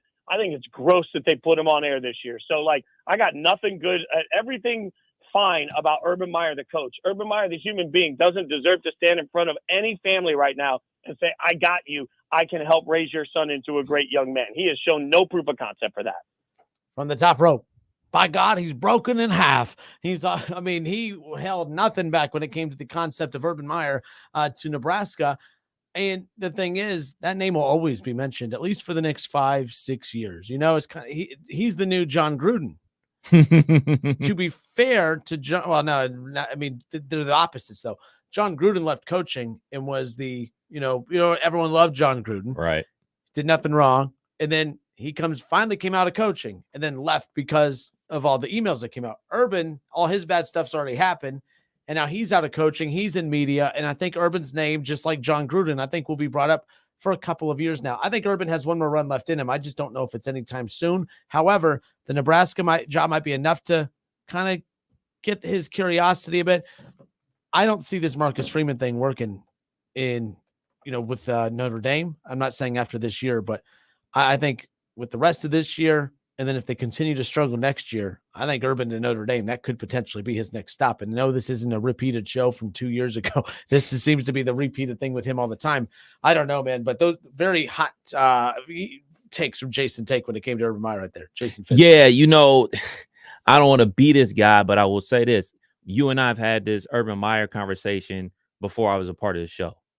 We had this Urban Meyer conversation before you had your own show. Like, we've been talking about Urban Meyer in our hallways just as friends for years. And you already know my perspective on Urban Meyer. One of my best friends played for him his first coaching gig up there at Bowling Green. So I know things about Urban Meyer via him that I never felt comfortable. And I would tell you those things way back then. And it took a decade or two for all those kind of like to come to light. And now they came to light, and it's kind of like what it is. And now that the world sees it, everybody's like, wait a minute. But you're right. Everybody wants to win. And it'll say a lot about Nebraska, how committed they are to winning and how desperate they are to winning about this next hire. I mentioned a couple names to Jason in the interview. Bobby Petrino. He's a great offensive coach. Some of the things that he was able to do at Arkansas, obviously was Lamar Jackson's coach when he was at Louisville. I mean, you think you want one of those guys at Nebraska? Go get Bobby Petrino. But you have to deal with those off-field issues from Bobby Petrino. You want to talk about Hugh Freeze? Oh, man, he was able to develop Malik Willis out of Liberty. Made him a draft pick. He was a third stringer at Auburn. Made him an NFL quarterback. Off-the-field issues with Hugh Freeze. Obviously, off-the-field issues with Urban Meyer and everything like that. So this is going to tell you how committed they are to winning and how important winning is to them. A lot of places want to hire a quote-unquote good guy head coach and win and everything like that. It's the cost of doing business a lot of the times with some of these coaches. Some of these guys got a little bit of baggage with them. But if you're winning enough games, the baggage goes away. Rick Pitino is another one. I don't think Urban has done anything to the level to justify putting him on a blackball list of not allowing him to coach again. And I don't think he is on a list. I think he's on a list of, in case of an emergency, break. And I think Nebraska's at that level. Nebraska's desperate enough to do it. And to be honest, if Marcus Freeman doesn't work out with Notre Dame's going to be desperate enough to do it too coming up. So it's going to be interesting to see. I just think Urban Meyer, the NFL coach, was a disaster. Urban Meyer, the college coach, has just been chaos, but I don't know if it's ever been a disaster. And that's coming from a Buckeye fan who saw how disastrous that final season was for him there. But every top coach doesn't go out on top. Right. We're watching Serena, in tennis, go out on her own accord, and she's getting her flowers, right? We watch all these greats. College athletics, Kev, that's the only level of sport that I could think of that the tops just never see. They never, you know what I mean? They always seem to go out with some kind of controversy or chaos. Coach K got to go out on his own, but man, everyone tried. Zion Williams and that thing. Everyone tried to bring Coach K down. And that's not over. That's not over. And it's just one of those things where it's rare that a college of the league, like Nick Saban, if he retired today, good for him. But there's part of me that sometimes you got to put these guys out of their misery, and sometimes it's a scandal. Sometimes it's something. And I don't know. To me, I think Urban is going to coach again. And I don't know if I agree with the sentiment that we should be disgusted that he coaches again. Me and you, I think, will defer on that, and that's fine. Chris Rayburn on Facebook says, I can't believe anyone can take themselves seriously hiring him at this point. It's crazy that Fox is going to put him in front of families and expect support. Can I ask a serious question? What did he do with the Jaguars that was worse than what he did with the Buckeyes to justify us being outraged that he's with Fox now versus the first time he went to Fox? I guess that's where I'm coming from. Why are we outraged about Urban Meyer? We weren't outraged when he went to Fox the first time. Is it because he kicked the kicker for the Jaguars? He made dumb decisions there. He was a very bad coach. Nick Saban wasn't good at his job either when he was with the NFL. All I'm saying is I don't know why we're choosing now to let all this venom spew on Urban when we didn't do it when it was initially deserved, I guess. If that is it, has he finally bled out of our scarlet and gray veins? I mean, I don't get it. For me, I could care less that he's on Fox. Okay. Like, I guess that's what I'm just it's curious not a about. big deal to me. I mean, he knows the game. He's very entertaining. Like, that's all good with me. As far as a head football coach, I wouldn't be jumping over the mountain and say, oh, man, we got to get Urban Meyer if I was a Nebraska fan. I would think there's like, all right, we can get some other candidates before we go down the Urban Meyer street. But speaking on these college coaches, things not ending well, things not going their way. I mean, we can go to, Woody Hayes. We can go to how things ended at Florida State with Bobby Bowden, like Joe Paterno. Obviously, Bobby Bowden's is a lot different from Woody Hayes and Joe Paterno. He just lost a ton of games and everything like that. But 9 times out of 10, things don't end the way that they started. And to be perfectly honest, what's going on with what happened with Serena and Federer, those are the outliers. Most of the time, big time superstar athletes end up being shells of themselves. Nobody remembers that Patrick Ewing played for the Seattle Supersonics and the Orlando Magic. Nobody remembers. I remember the Magic years just because I was a T-Mac fan. Nobody remembers that Akeem Olajuwon played for the Toronto Raptors. The only one that people remember is Michael Jordan played for the Wizards. But there's tons of dudes out there that were at the peak of the basketball universe and were the best thing since sliced bread, who ended up playing on other teams. Allen Iverson played for the Memphis Grizzlies. Like, this list can go on and on and on. Jerry Rice played for the Broncos. He played for the Seahawks. Like, Emmitt Smith for the Cardinals. Like, this list goes on and on. Coaches aren't exempt. Like, sometimes this thing just runs out of gas. Sometimes it's just out. And then we, as the public, look at all the flaws that they had while they were winning and then turn those flaws like, he doesn't deserve to do that. He doesn't deserve to do that. Well, he doesn't deserve to do that now anymore because he's not winning anymore, because winning rules the day. Like I said before, Nebraska, they got a lot of soul searching to do. If they want to get down and dirty, quote unquote, you go get you a dude like Urban Meyer. You go get you a dude like Hugh Freeze, because Hugh Freeze, like him or not, down at Ole Miss, he was out there not recruiting. He was recruiting. He was getting dudes from Florida, Chicago, California, New York, and winning 10-plus games in the SEC. You know what I'm saying? He was rolling in there with a top 5 recruiting class. Mississippi is the poorest state in the whole United States, but he was getting them guys to come down to Ole Miss. So it's a lot of rumors how he got those guys, but guess what? Those rumors, it's legal now. So it's all good. It's the Justin Kinner Show with Kev Nash on 1410 ESPN Radio. Shaw, I think we have on hold. We're going to get to their calls on the other side. 518-1410. Urban Meyer, are people being too harsh when it comes to Urban Meyer? To me, the concept was, man, will Urban Meyer coach again on his own accord? But now I feel like it's changed to, will these programs allow Urban Meyer to lead their program? It's a business. It's cutthroat. And there's only a handful of dudes that you can hire and get the results you're expecting. There's not many. Urban's one of them. We'll see. 518-1410. We'll be right back.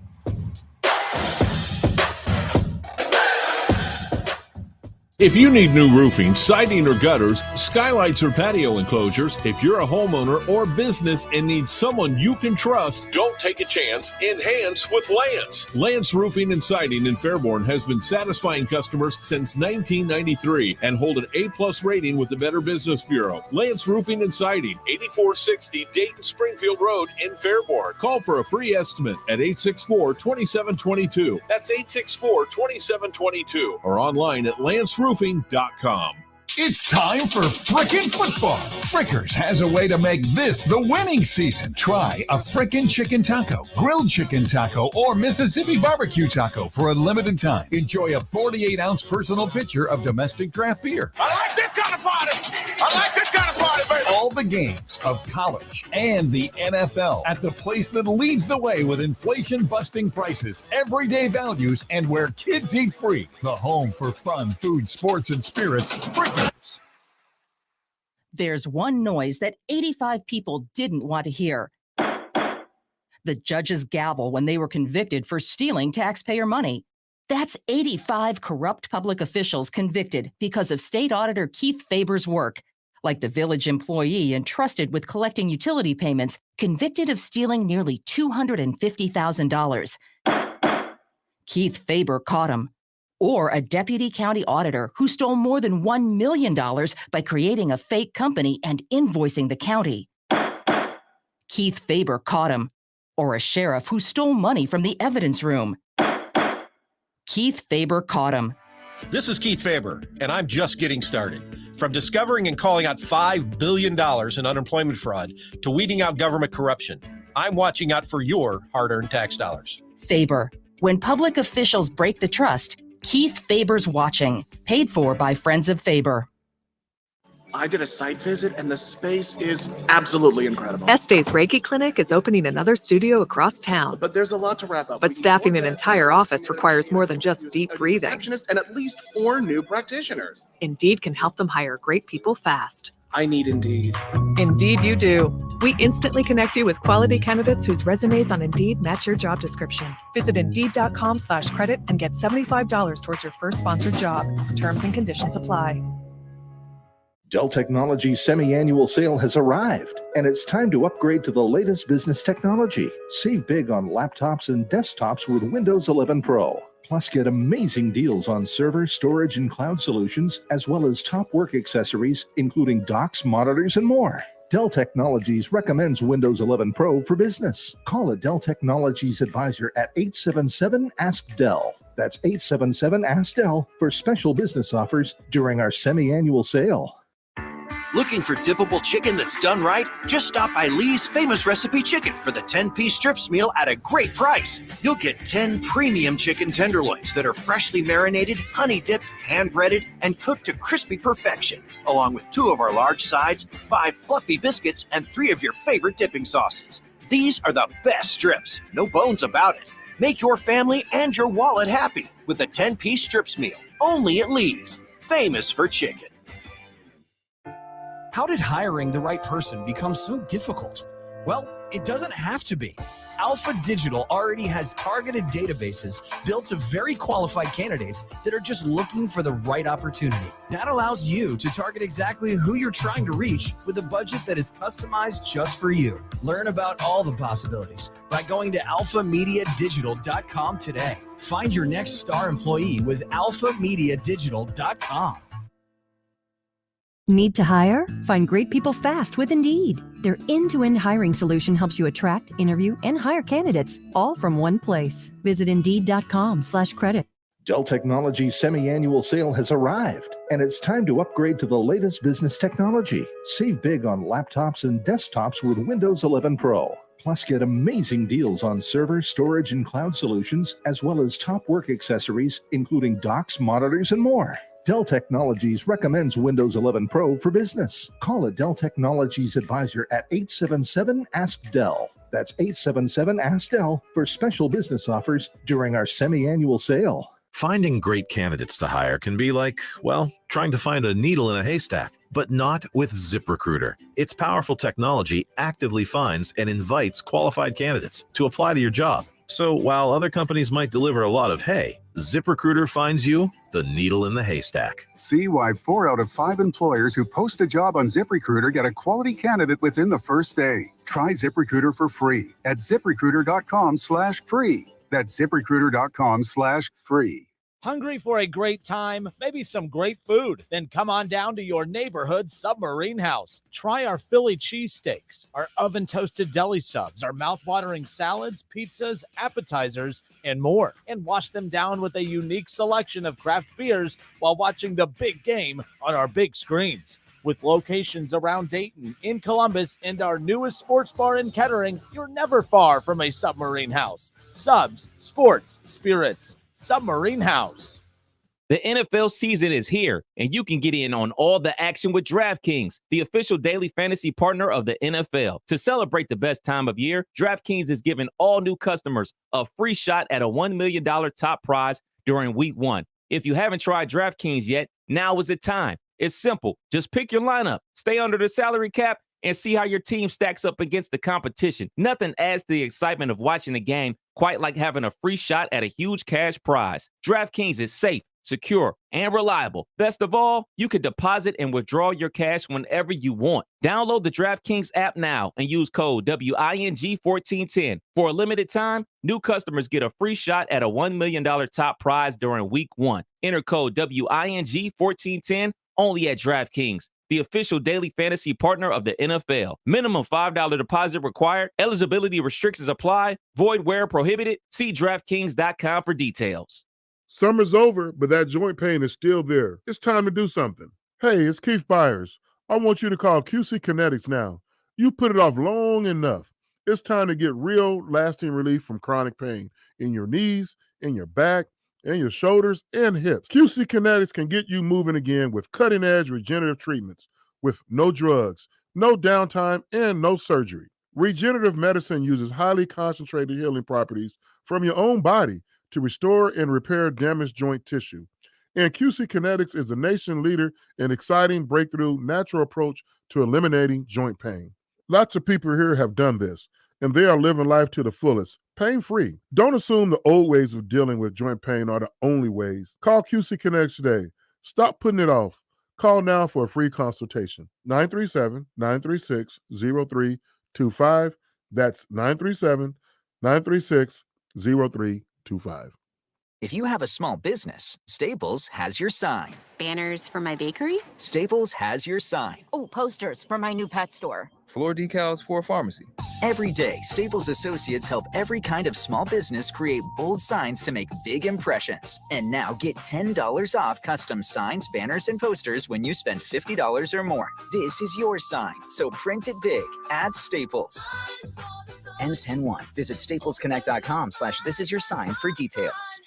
It's time for frickin' football. Frickers has a way to make this the winning season. Try a frickin' chicken taco, grilled chicken taco, or Mississippi barbecue taco for a limited time. Enjoy a 48-ounce personal pitcher of domestic draft beer. I like this kind of party. I like this kind of party, baby. All the games of college and the NFL at the place that leads the way with inflation-busting prices, everyday values, and where kids eat free. The home for fun, food, sports, and spirits. Frickers. If you turn 65 this year, you are eligible for Medicare. To help you understand your choices and possibility of financial assistance, the Ohio Department of Insurance is holding Welcome to Medicare events across the state. So join us at a free event near you. Make sure your plan suits your budget and your needs. For more information, contact the Ohio Department of Insurance at 1-800-686-1578 or go online at insurance.ohio.gov.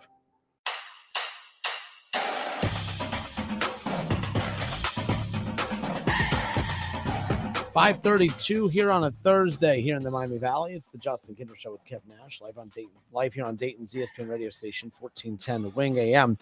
NFL Week 2 kicks off tonight on Prime Video only. The Chargers and the Chiefs. The Chiefs a 4-point favorite at home.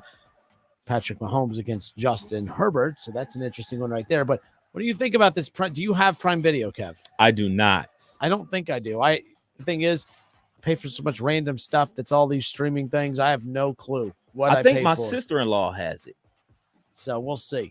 Time to hit up sis. I was going to say, it's a time to connect with the whole family and get those passwords, right? But Chargers Chiefs tonight, and this is going to be a good test to see. The NFL is king, of course, and I hear people all the time that say, "Well, I don't know why the NFL will do that. I don't have Amazon Prime. Well, they know that, but you're going to get it if you want the matchup bad enough. Like, so tonight, the Chiefs and Chargers, big Justin Herbert fan.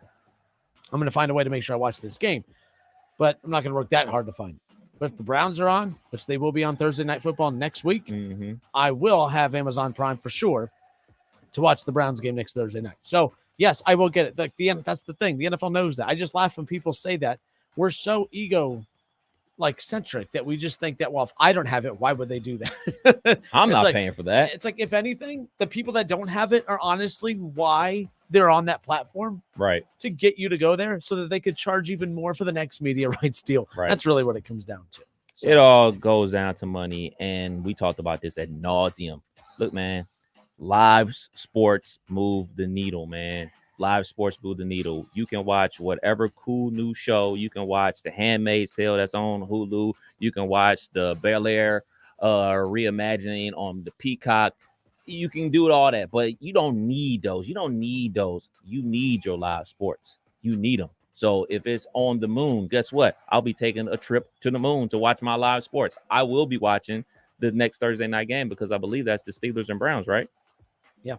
Yeah, I'll either be at your house, or I'll be ordering it myself, or I'll be asking my sister for the code. I'm going to see that game. You're going to be at my house. I'm going to be in Florida. Oh, no, wheels up. Well, yeah, I can be at your house while you're in Florida. You also, if you need the password for that, you need the password to get in. But yeah, party at Kenner's on the beach watching the Steelers get their ass whooped. I'm about to watch Jacoby Brissett do with that bum on the river, as Stephen Springboro says. Couldn't do, as beat the Pittsburgh Steelers. How about that? Bring it on. Make sure we make our bets before you leave. That's fine. Make sure you get your picks submitted. How about that? Oh, how about that?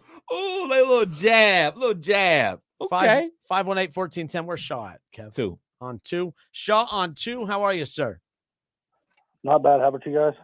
Not too bad. Kevin will be back with us in just a moment. But I'm assuming I think you called in during our college football discussion. I know you were chiming in thoughts on the Scott Frost, not really Scott Frost, but the Nebraska coaching situation. Yeah, I don't do it much, but I actually agree with Fritzy on this one. It's be nice to our guy Fritzy. We get some fine company coming around, and then No, that goes back to last year when he ran me into the bus on thanks to you guys. But no. But I probably deserved it a little bit anyhow. Of course. If I'm the AD Albert at Nebraska, there's no way I'm hiring Urban Meyer. I would like to get some sleep over at the night and not have to sleep with my one eye open, trying to figure out what Urban Meyer is going to do next. Is an assistant coach going to come around and do something he wasn't supposed to do? Is he going to be, the nightlife, I'm sure, probably is great there at Lincoln, Nebraska, but it's no Miami or anything like that. So one can only assume how much trouble he's going to get in Lincoln, Nebraska. And then I got to worry about what he's going to do at practice, whether he's kicking a player or doing something else. I'm staying away from Urban Meyer with a 5-foot pole.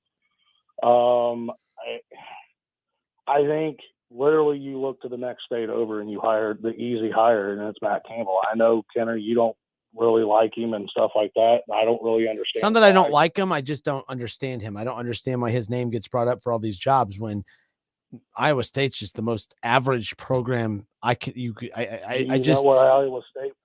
you understand what Iowa State was before he got there? No, that's fine. But I guarantee you, if you take a Lincoln Riley or an Urban Meyer or a Nick Saban and you put them at Iowa State, they're Iowa State. Lincoln Riley and all them aren't going to take that job because they don't have to take that job. That's my point. They're not going to take that job. Matt Campbell rolled in there. I'm a Big Ten guy, so with Iowa playing Iowa State, I kind of look at rivalries and stuff like that. I've always been a huge rivalry guy. Iowa State was lower than Kansas is right now in football. Everyone rolls to Kansas being the worst team in college football. Well, I think you need to look at Iowa State. Look at Ames, Iowa. That was a pathetic football program, the lowest of the lows. They couldn't hold a coach to save their life. And I understand he had everything going his way last year. He was supposed to win the Big 12 and everything like that. And, well, I mean, it happens. He crapped down his leg, and the team didn't do very well. But to even get them to the point where perennially they are a top 25 team or in that area, to even get Iowa State to even talk about like that, there's no team in the Big Ten that you can even compare it to, because no team in the Big Ten is that low. Matt Campbell, he's not going to get 5 stars to roll into Ames, Iowa. He's just not. The recruiting area isn't going to produce that. The recruiting, he's just not going to be able to bring those type of guys in. So he has to bring guys 2, 3, some 4 stars in there, recruit them up, get them coached right, and then send them on their way. And for him to do what he's done there's a reason why I was so high on him if Harbaugh didn't do what he did last year. Oh, I'm high on him. I'm high on him to go to Michigan. That's fine. I see him. You take his coaching style and the way he develops players, and you put that in Nebraska, where they're already like, if Michigan doesn't wake up, Nebraska's going to be the 3rd best team in this conference. They've already said they're going all in for NIL. You got that recruiting, you got that fan base, you got that booster base, you got them wanting to pay NIL. That is a program sitting, waiting to explode. You put a Matt Campbell type in there to get them to recruit the players up and to recruit and now you're going to get some upper 4 and 5 stars in there too. Nebraska explodes if you put Matt Campbell in as a head coach in that team. I think Alberts is going to overthink it. I think he's going to try to be flashier than Matt Campbell. I think he's going to try to find a Hugh Freeze and have it explode in his face in 2 years. I think he's going to try to find a Mullen and have it explode in his face in 2 or 3 years. I think he's going to try to find some flashy guy, and it will not work out. He goes Campbell. Yes, it may not get the people like Kenner to get all excited about it and give everything else about it. But what you what you will see is Nebraska be perennially the 2nd best team in the Big Ten.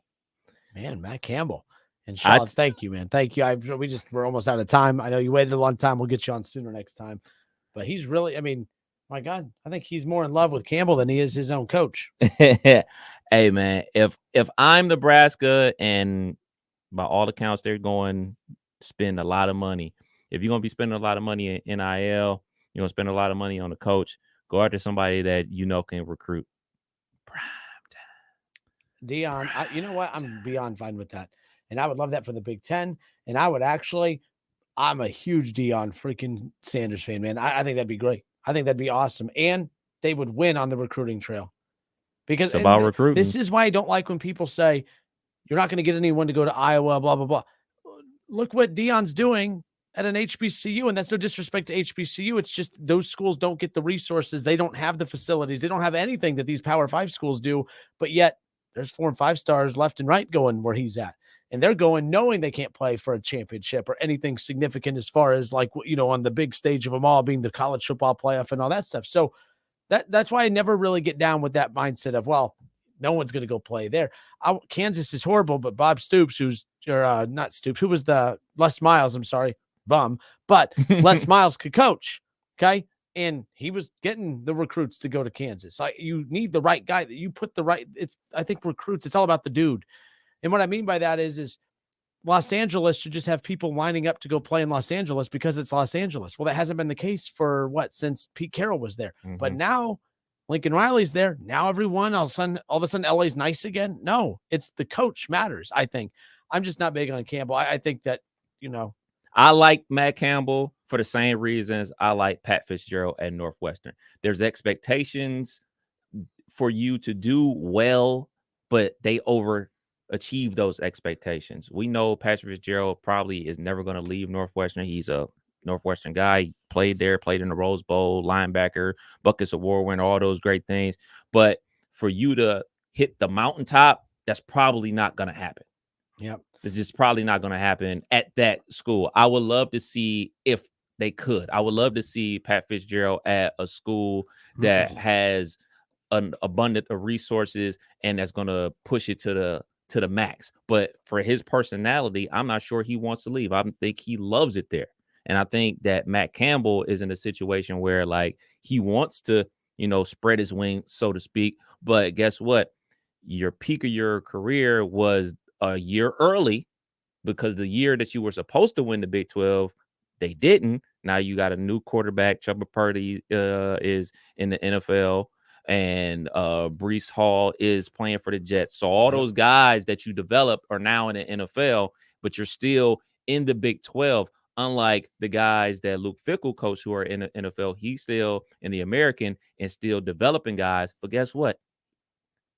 By the time that they're developed, they'll be in the Big 12. So this development year that's going on at UC, where they might not win 10 games, they'll be cool. The development year where they almost knocked off one of the top teams in the ACC in Arkansas, not bad. Exactly. We do have time for. Let's go to Keith. Where's Keith at? 3. On 3. Let's go to Keith. Keith, sir, how are you, sir? Thanks for being patient. Hey, fine. How you guys doing? And thank you for taking my call.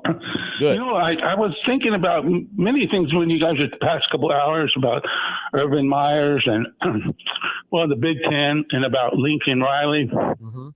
And I was pondering about when this negotiation, when the idea of the USC and UCLA going to the Big Ten and how Lincoln Riley was smart to go in. I think actually Urban Myers had a better shot in getting that job because I think it was just about 3 years ago. And Urban Myers, Lincoln Riley had Caleb to go with him and some good. And then the area, you guys saying about Los Angeles is a good network. Plus, they got good sponsors. And I think Urban Meyer, his downfall was when he made that mistake and kicked that kicker. That sealed his deal because I'm pretty sure USA would have picked Urban Meyer instead of Lincoln Riley back 3 years ago. Doesn't matter what.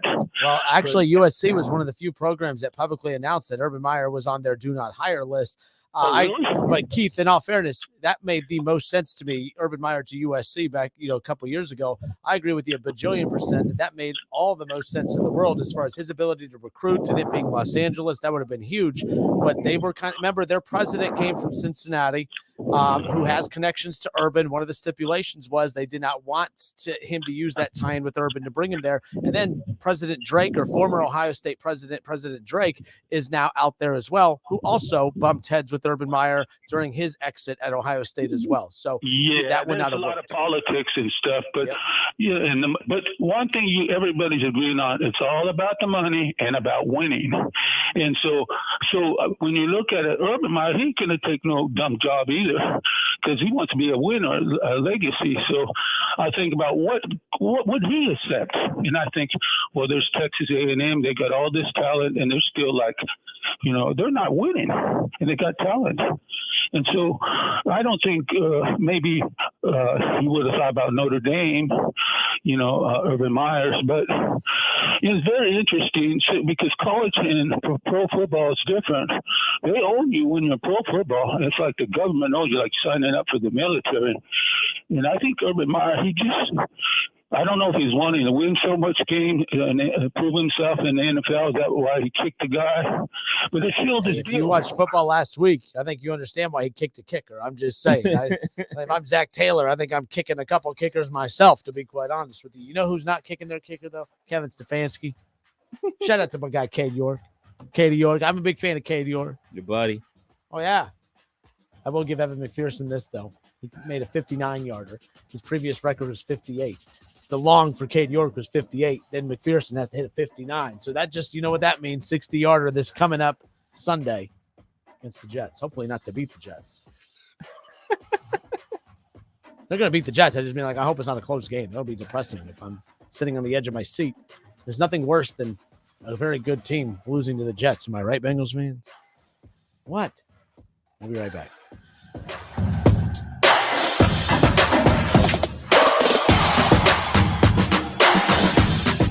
Uh-oh, Brad's buzzed. Oh, yeah? Yeah, he's starting with the woots. Good thing is, he knows when he's buzzed. Know your buzzed warning signs? Call for a ride when it's time to go home. Buzz driving is drunk driving. A message from NHTSA and the Ad Council. Orangutans. They're beautiful, playful, and majestic, and disappearing. Every day, as many as 20 orangutans vanish. They starve to death when their homes are destroyed or are killed when they stray into villages in search of food. International Animal Rescue is fighting for the survival of the critically endangered orangutan, but we can't do it without you. Please visit internationalanimalrescue.org and help us save orangutans before it's too late. That's internationalanimalrescue.org. Think O'Reilly Auto Parts for all your car care needs. They're close, convenient, and known for guaranteed everyday low prices and excellent customer service from professional parts people you can trust. Stop by your local O'Reilly Auto Parts today or visit O'ReillyAuto.com. Hey, I'm Andy. If you don't know me, it's probably because I'm not famous. But I did start a men's grooming company called Harry's. The idea for Harry's came out of a frustrating experience I had buying razor blades. Most brands were overpriced, overdesigned, and out of touch. At Harry's, our approach is simple. Here's our secret. We make sharp, durable blades and sell them at honest prices for as low as $2 each. We care about quality so much that we do some crazy things, like buy a world-class German blade factory. Obsessing over every detail means we're confident in offering a 100% quality guarantee. Millions of guys have already made the switch to Harry's, so thank you if you're one of them. And if you're not, we hope you give us a try with this special offer. Get a Harry's starter set with a 5-blade razor, weighted handle, shave gel, and a travel cover, all for just $3 plus free shipping. Just go to harrys.com and enter code IMPACT at checkout. That's harrys.com, code IMPACT. Enjoy! It's the energy savings event at Lowe's. Save energy and money on select major appliances, including Whirlpool. Selection varies by location. Exclusions apply. Visit Lowe's.com for details. Valid through 9/28. Oktoberfest at Milano's has begun. We're serving our once-a-year favorites like schnitzel sandwiches and German pizza. Get it to go or stay for the games with NFL Sunday Ticket. See you at Milano's Pizza Subs and Taps for big screen football. Over the last year and a half, we all learned some hard lessons. One of the most important is that you can't put off the inevitable. Hi, this is Mark Davis at Dayton Memorial Park Cemetery and Mausoleums. No matter how hard it is to think about, we all need a final resting place. When pre-planning with your funeral home, please remember that cemetery arrangements must also be made. Call us today at 937-890-1831 or visit our website at DaytonMemorialPark.com. And remember, Dayton Memorial Park is a beautiful place to celebrate life. It's time to harvest a new career. KTH Parts Industries has immediate openings for all shifts, including second shift production associates and equipment technicians. If you're looking for a change and opportunity that offers an attractive benefit package, medical, dental, 401k, attendance bonus, and a competitive wage starting at $19 per hour with annual increases and shift differential, then KTH is your next destination. KTH is hosting open interviews Monday through Friday from 7:30 a.m. through 3 p.m. Visit kth.net. KTH is an equal opportunity employer. At the Montgomery County Veterans Service Commission, we help veterans and their dependents navigate the process of applying for benefits administered by the VA. We can assist with VA claims, pensions, and a variety of benefits, including emergency financial assistance, transportation, and legal services. If you are a veteran or a spouse of a veteran, a wide range of services may be available to you, always at no cost to the veteran. We are honored and proud to serve all Miami Valley veterans. Contact us today at 937-225-4801. Save today on your next project with 11% off everything now at Menards. We carry all the tools and testers you need for any electrical job. Stock up your toolbox with Southwire electrical products and find the right tool for the job. Right now, get 11% off all Southwire electrical tools and testers. Good through September 18th. Savings are a mail-in rebate. Some exclusions apply. See store for details. Save big money at Menards. My brother-in-law died suddenly, and now my sister and her kids have to sell their home. That's why I told my husband we could not put off getting life insurance any longer. An agent offered us a 10-year, $500,000 policy for nearly $50 a month. Then we called SelectQuote. SelectQuote found us identical coverage for only